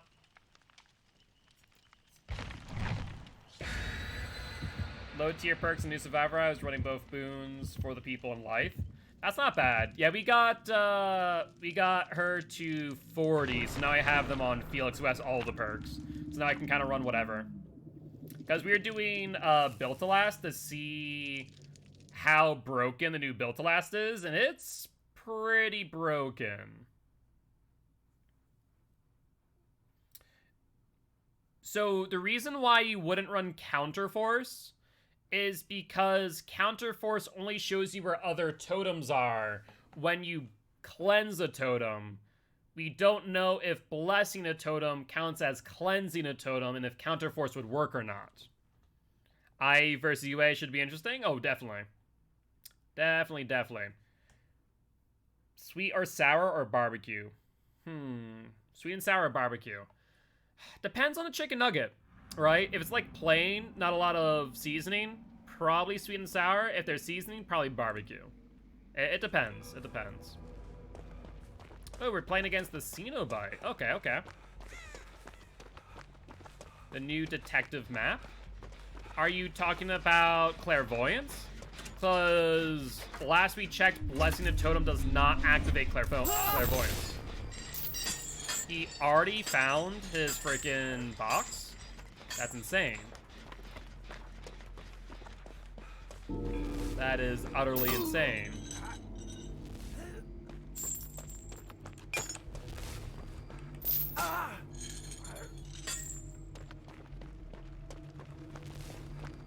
Jeez.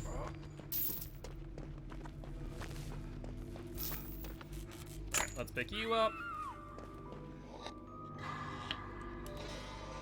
This is actually my first time playing against a Cenobite now I think about it. Funny enough. Alright.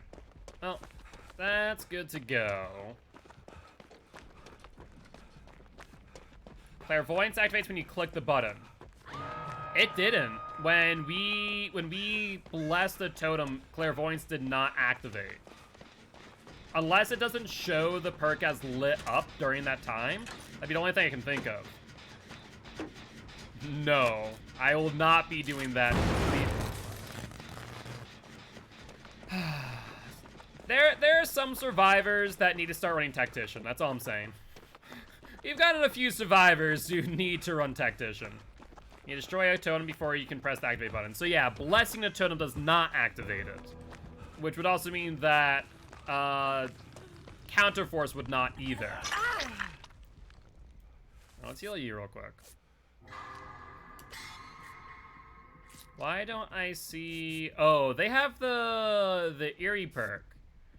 We cannot see the box right now. Interesting.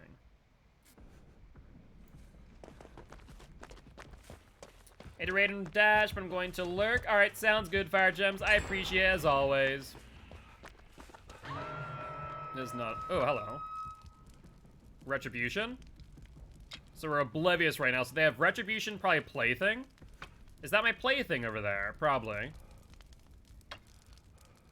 So will our inner strength activate upon a bless?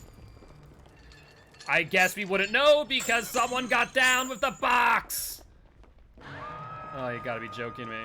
That's so painful.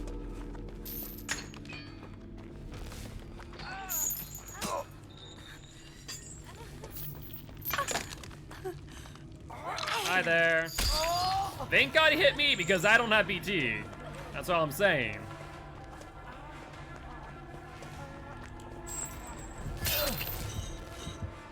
Oh, we're down. There's no way. Yeah, there's no way. Oh, that's unfortunate. Infectious made you have chains? No. So, how it works, if you scream and then chains hit you, Frostboy, that means that they got the box. Chain hunt started by the Cenobite grabbing the box either off of a down survivor or just by happenstance. That's why you scream, then chains hit you. You've never played... this is my first time playing against him myself. So I'm learning a few things that I otherwise did not know. These survivors, though, are not exactly doing all too well. Wait, how? Wait, but how? Oh, I think I see. You grabbed the box after they downed them, then they downed you, and now, oh, I see. This makes sense now. It's unfortunate, but it makes sense. Yep, this makes sense now. Punch and start when the match does. It should... Wait. What do you mean? It shouldn't tick instantly? Why not? That makes no sense. Because if you're saying that the survivors need to interact with the box before a hunt starts, or the timer starts, which is already 60 seconds, then survivors will just never touch the box.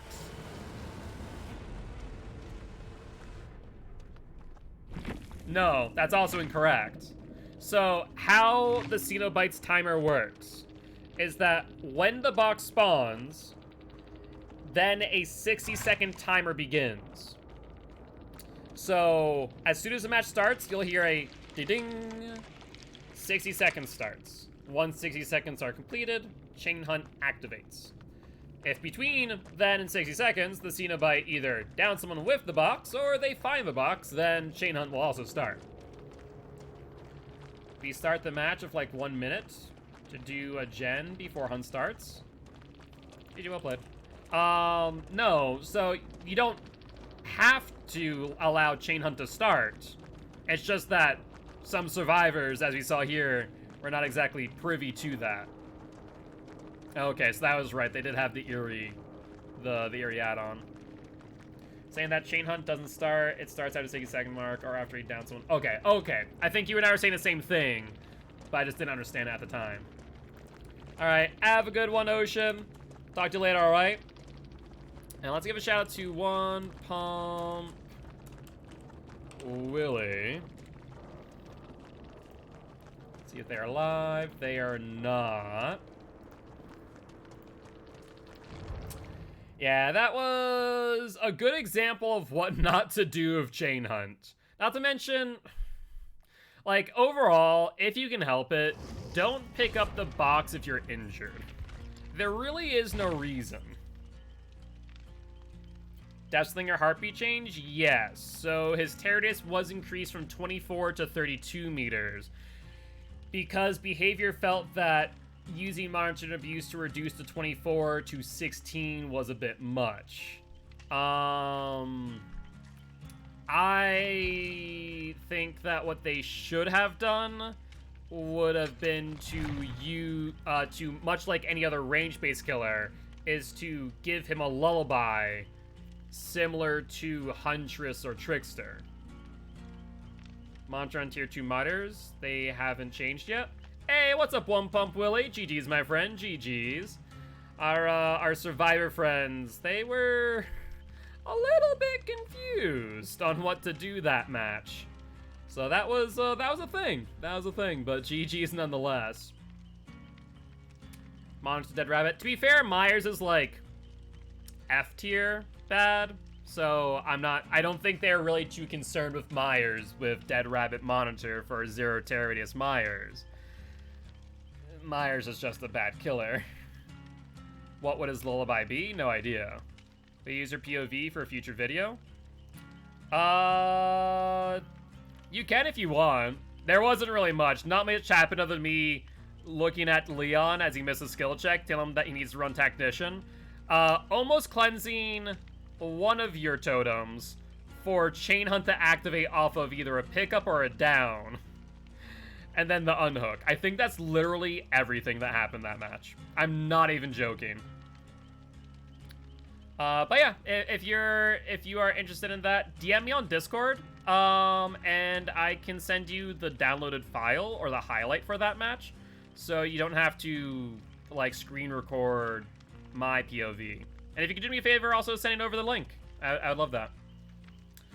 Don't cleanse them unless you suffer an effect. Pretty much, yeah. Most survivors see a piece of candy and they pick up the piece of candy, and 9 times out of 10 it will hurt them when they do so. You know, your parents warned you of razor blades in the candy from strangers. Good lesson for Dead by Daylight. For real life, not so much. Real life, not so much.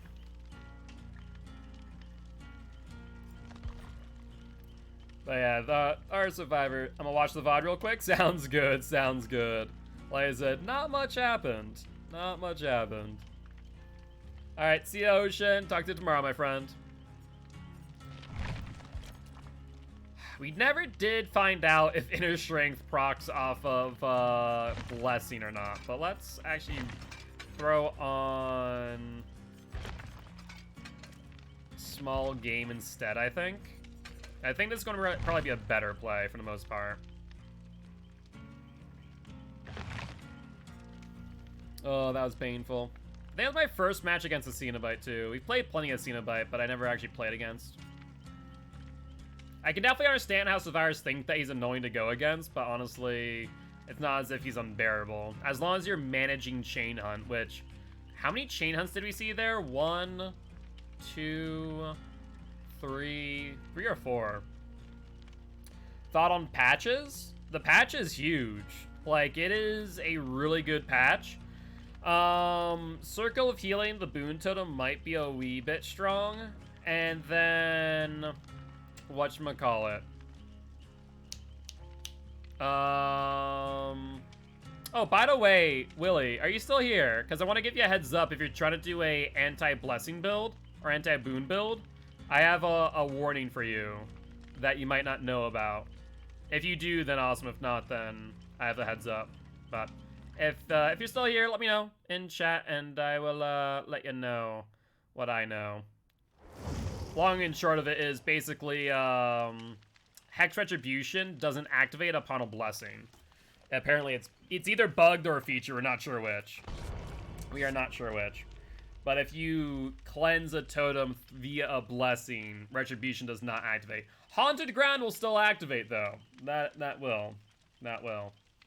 Honestly, really liking all the changes. I need to play both Slinger, Spirit, and Plague and Trapper to better understand their changes and how it's going to affect them as a whole.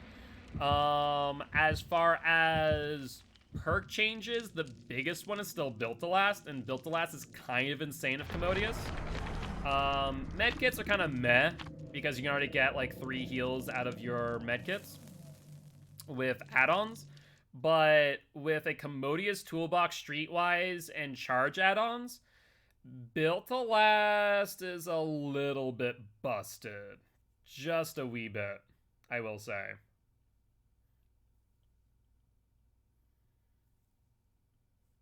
And even still, Built to Last medkits can still be a thing.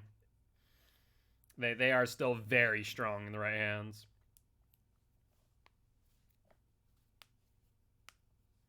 But I will say, ooh, the game. Like, heavy medkit builds with boon totems, not really necessary. It's basically self-care for everyone. Let's check for Ruin. Mindbreaker. Mindbreaker demo? Is this a demo boy? There is a totem nearby.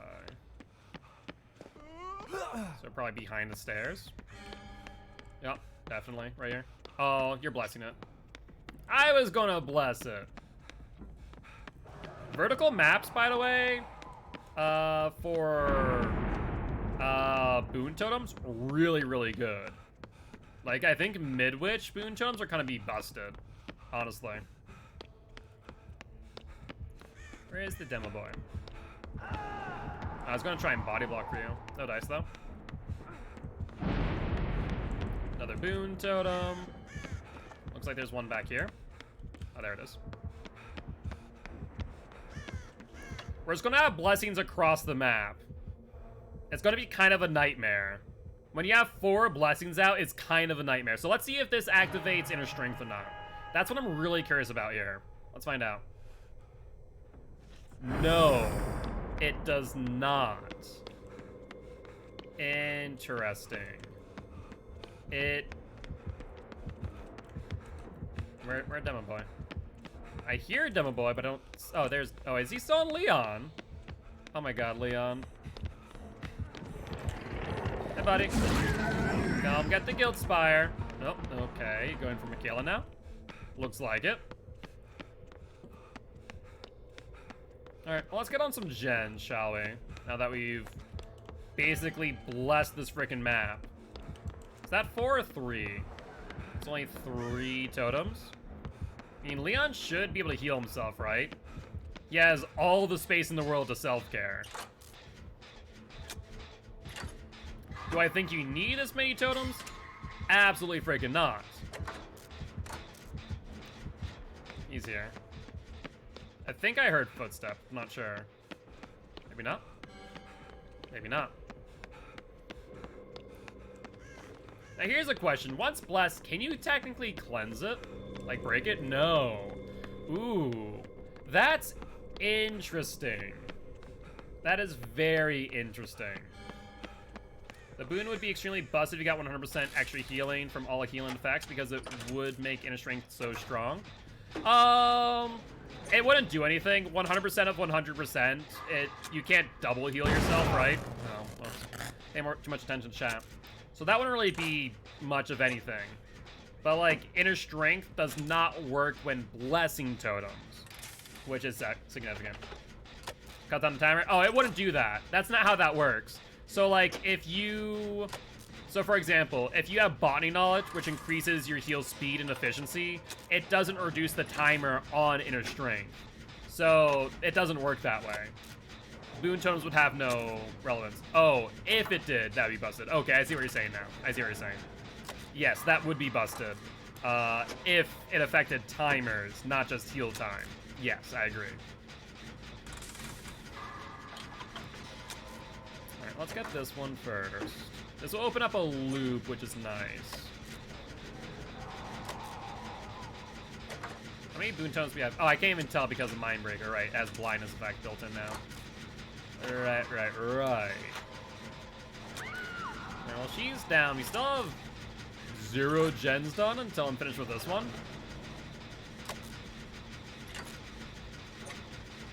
Yeah, the fact that you can't break a totem once blessed is actually a little bit of a downside, not gonna lie.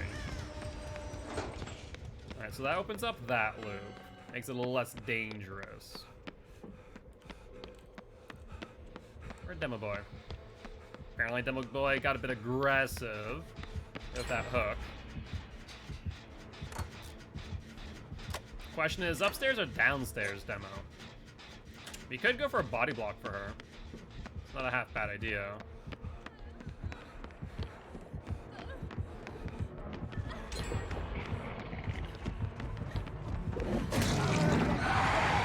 That's fine. And then go to meat shoot. And he just says no. That's fair. That is fully acceptable, Demo. Wait, where did our other blessings go? Huh, odd. There were definitely a lot more blessings. He's on me.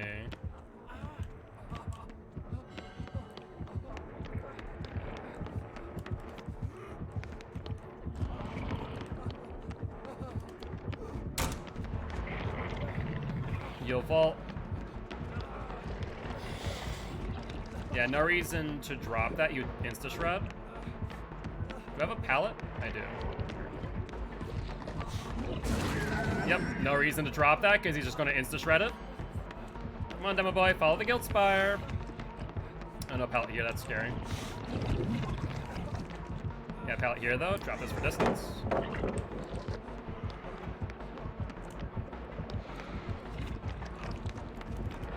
Alright, he's on the inside now, so we can run from this. Still on me? Yes. Is that open? Yes, it is.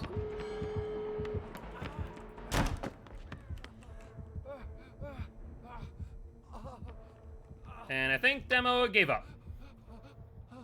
Yeah, I was surprised at how many were gone by the time that I, like, turned around. Nice thing about this boon totem, too, I can just place it down here. And then heal myself. I already had a med kit, but in case I didn't, I suppose. Not your Demo puppy?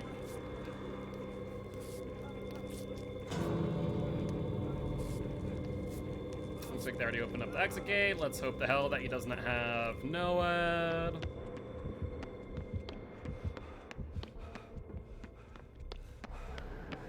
Alright.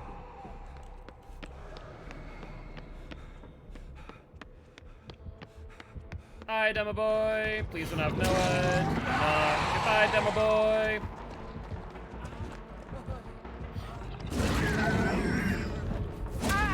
Hi, Demo.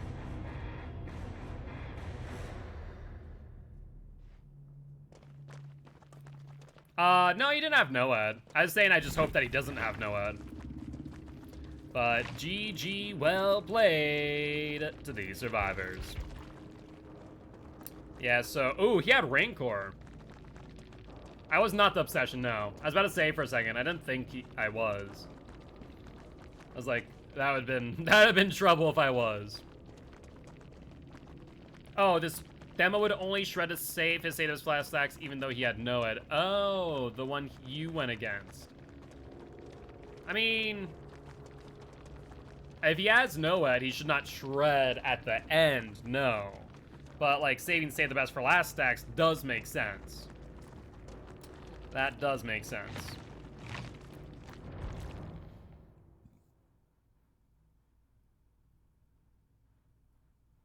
Okay.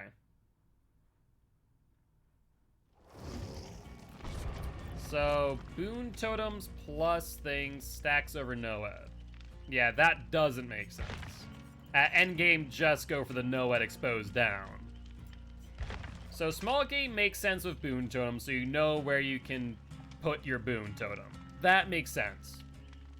Do you need it? No. Can it benefit you? Yes.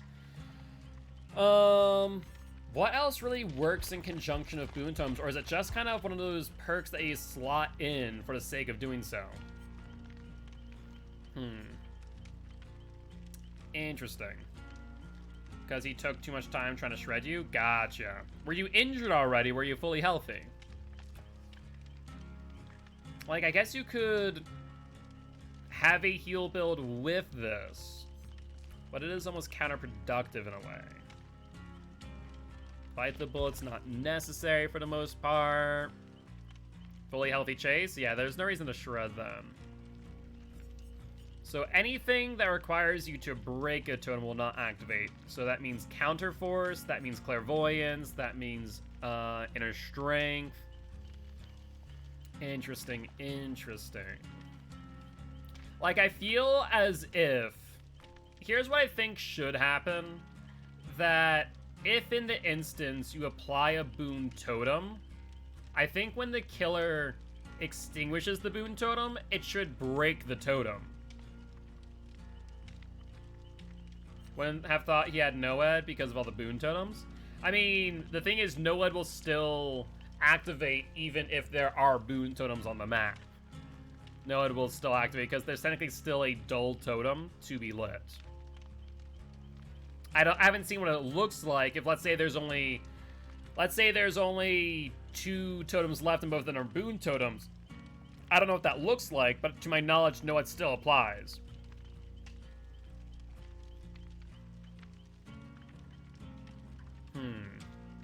Yeah, because you don't really necessarily hunt down the totems with boon totem, do you? You don't want to break them.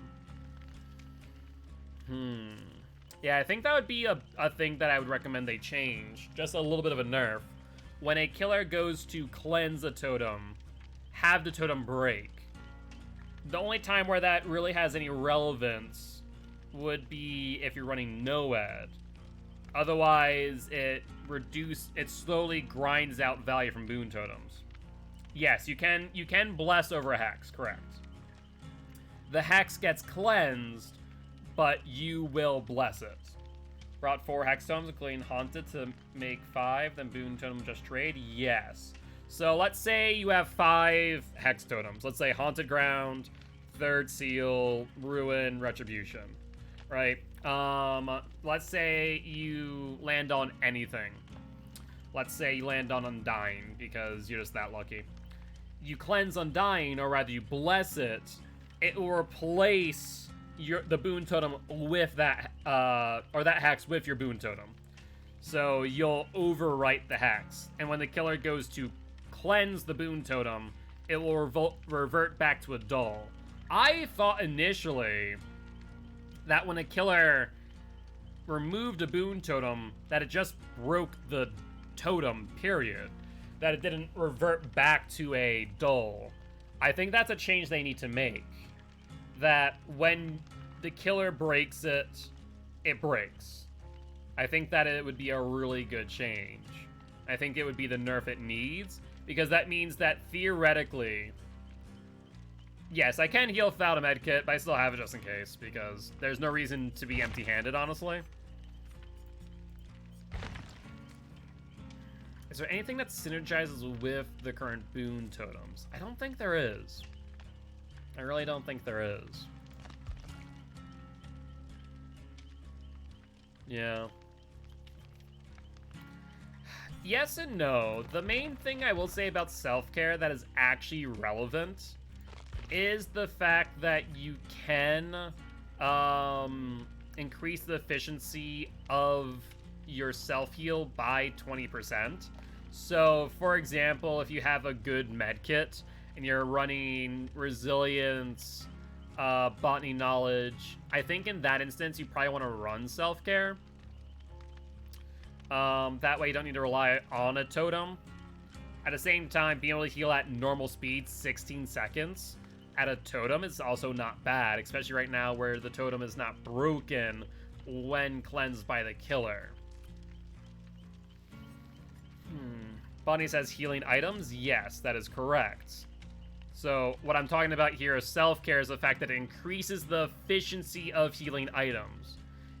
Body knowledge also increases your speed. So healing speed and healing item efficiency are increased. So you can heal without a item, and it will also increase your speed of healing, not just your efficiency. Yeah, I don't think there's anything that really synergizes with Boon Totems. I think it literally is just something to include as a part of a build. What about Desperate Measures? Does that affect it at all? Yes, it would. So Desperate Measures would affect it, as when you're injured, let's say you have Boon Totem, right? So yeah, Boon Totem. Let's do this build real quick. Let's do... Where's my Boon Totem? I guess Boon Totem, Borrow Time, DS Deliverance. Yeah.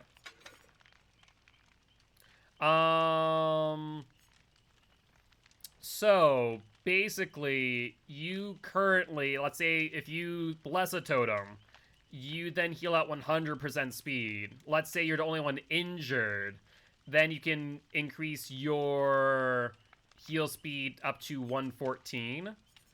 So that would be beneficial, theoretically. How does it increase self-care and the amount you heal others?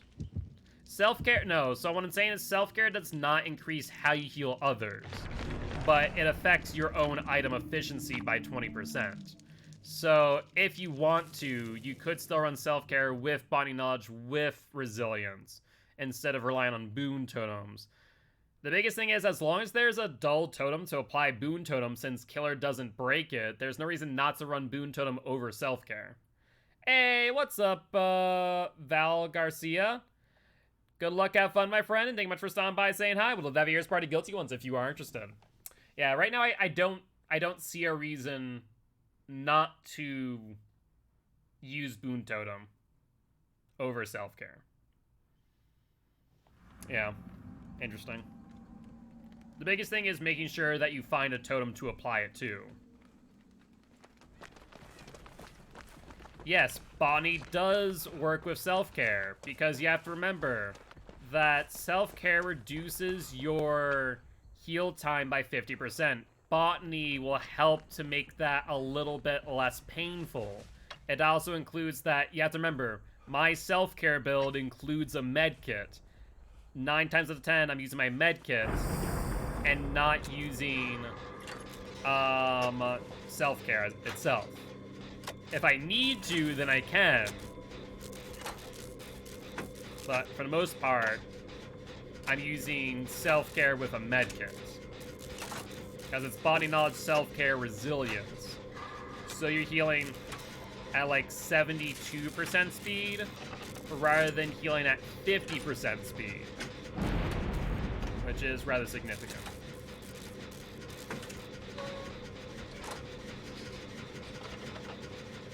No, Botany increases your heal time too. Botany does not increase the heal time of others. It just affects you. So if you heal others or yourself, it increases your heal time. Oh, that's Myers. We're doing Scratch Mare Myers. I'm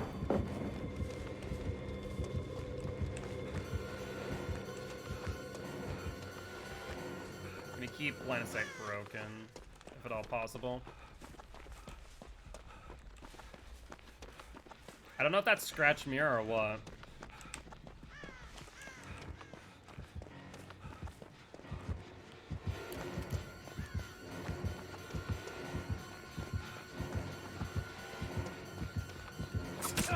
That's fine. I can momentum out, try and get away.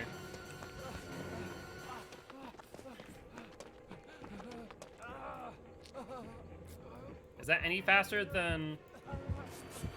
That is Scratch Mirror, 100%.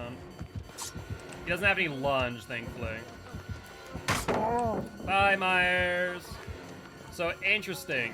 Having a self-heal or a med kit mapped out to your heal in a boon totem is a bad idea. Very interesting. Hi, Myers boy.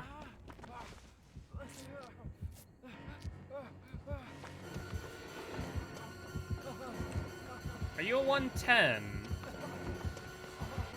Like, I didn't hear you move out of tier 1. Did anyone hear Myers move out of tier 1? He has Iron Grasp. Interesting.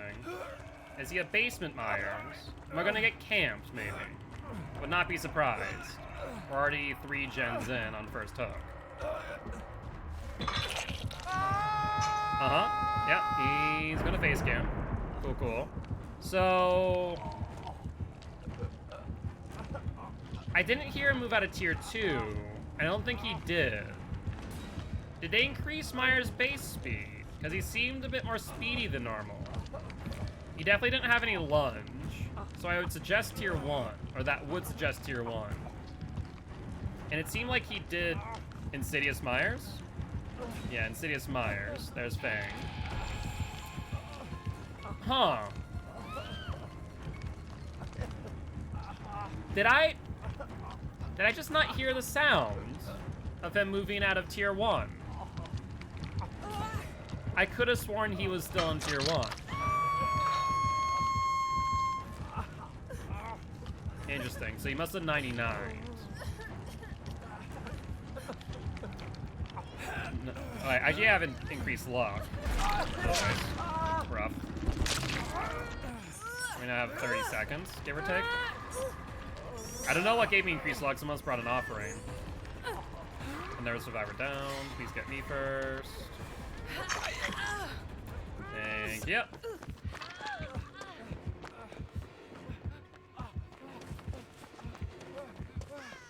He misses the tier 3 hit. Good stuff.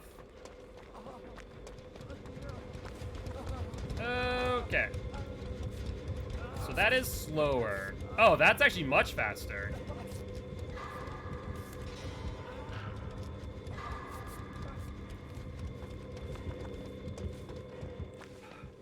Alright, let's go for the pickup. Is this infinite tier 3? Because this is a bit lengthy. Luck helps it, but yeah, it's not something that you want to rely on unless you have, like, slippery meat. Okay, it's out now, so maybe that's, extended tier 3, potentially?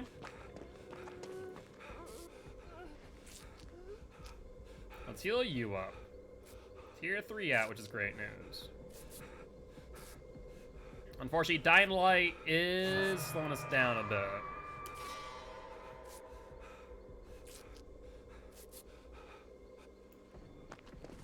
Alright, I need to not go to that basement because this is Insidious Tier 3 Myers, but I don't know how far along his Tier 3 would be at this point. There's the unhook. Hopefully they have BT in basement. There's another gem. No, that's already finished. That's already finished. Ooh. Are we 3-genning ourselves by chance? It is not outside the realm of possibility.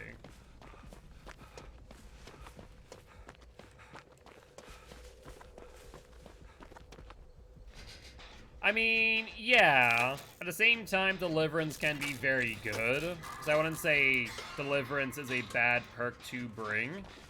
It is a very good perk. But you need to make sure that you're not the first one on hook.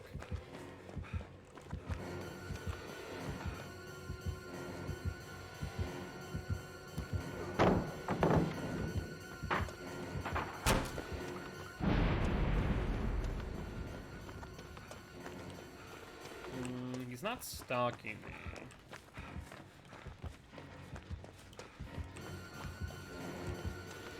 He's just running. Ah! Is he using... You know what? Ooh. I might... Okay, I think I know what he's using now. No, flashlights built to lasts are really, in my opinion, a really bad use of built to last, to be honest with you. You have to remember that you need to be in a locker for 12 seconds, and there's no value gained from having a flashlight. Like, let's be honest. Extra flashlight saves? It's not worth it. I think that he's using the add-on to increase movement speed while stalking, because I never saw him stalking me. It's not like he ever slowed down. I mean, that's fine that you love flashlights, but let's be honest here. It really doesn't benefit the team. Or you, even. 9 times out of 10. Yeah, either he fed off of someone, or he has increased movement speed while stalking. Is the only thing I can think of. But yeah, built to last flashlights just doesn't really make much sense, in my opinion.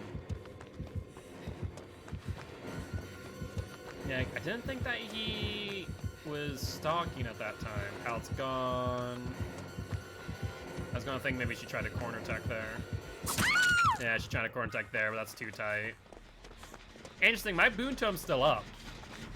Give the killer while others do gens. I mean, that's fair, but as you... So, here's the thing, Frost. You mentioned earlier how you're going against killers that are a lot better than you. And if that's the case, you're gonna find killers who do not fall for flashlight saves more and more often. So like, built to last flashlight just really doesn't make any sense. But he's stalking now. I wonder if maybe he just already had the stock 99 for me, then used it, because I didn't see him stalking. But he's definitely stalking here.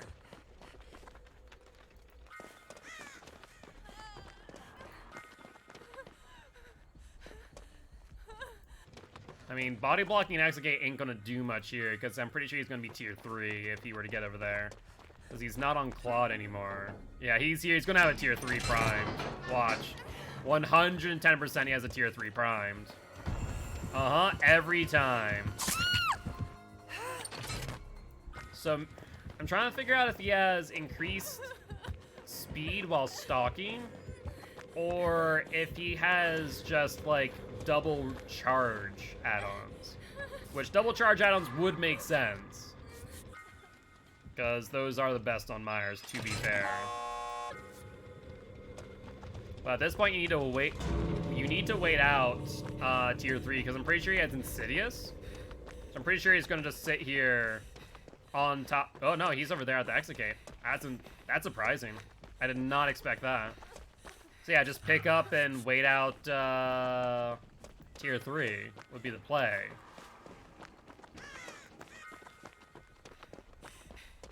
Can they get the 3 men out is the question of the day. Other than Scratch Mirror, did they change anything else about Myers? I didn't think they did. Could be wrong. Like, she can go heal at a boon totem. Tier 3 has to be ending soon, right?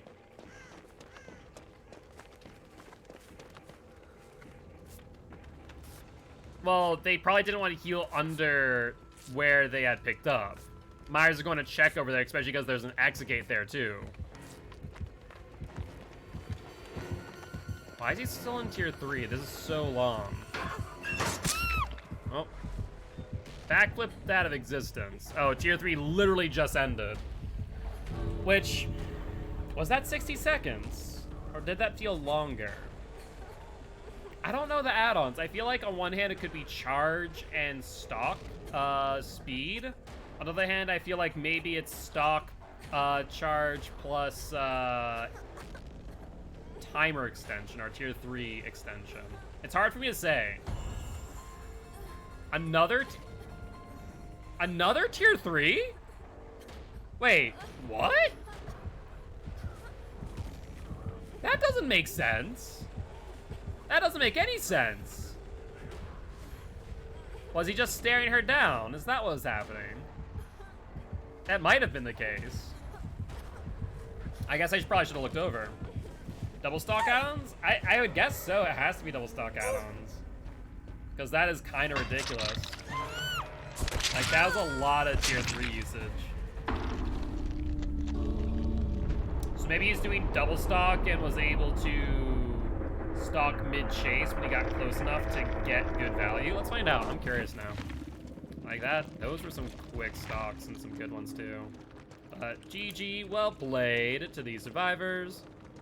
I mean, J. Myers Memorial, and I was right about the extension. So increases duration of Eelfin 3 by 30.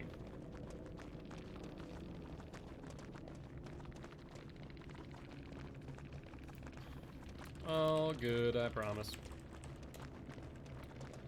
Huh. Oh, monstrous frickin' shrine iron grass. That's so funny. What happened to moderately? They've removed all the vague language, which is actually a really good thing.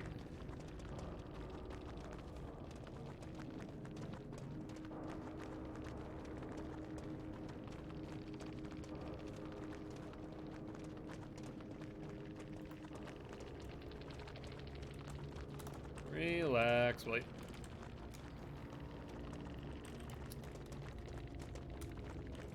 Let's move on to the next game. Good luck, have fun next match. But they make his stuff sound bad because it's under 50?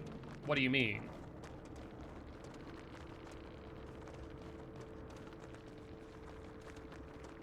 What do you mean that it sounds bad because it's under 50?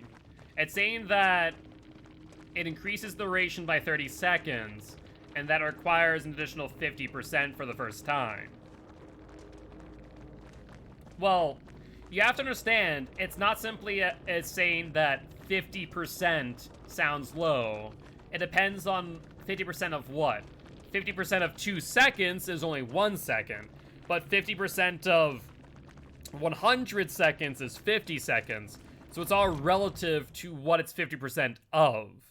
So you can't say that 25% or 50% of X seems low. It's all relative. If you just take it at the percentage, then yeah, you can say that 25% is less than 50%.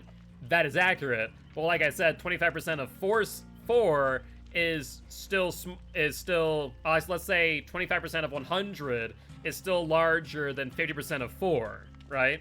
So you have to keep that in mind. But with that being said, I do believe we are going to end the stream here. As always, guys, if you did enjoy the show, please make sure to hit that follow button. If you want to raid though, check out our Extra Life campaign. We're trying to help your kids at Sanford Children's Hospital here in Fargo, North Dakota. On that note, I'll see y'all tomorrow at 7 p.m. CST. Bye bye.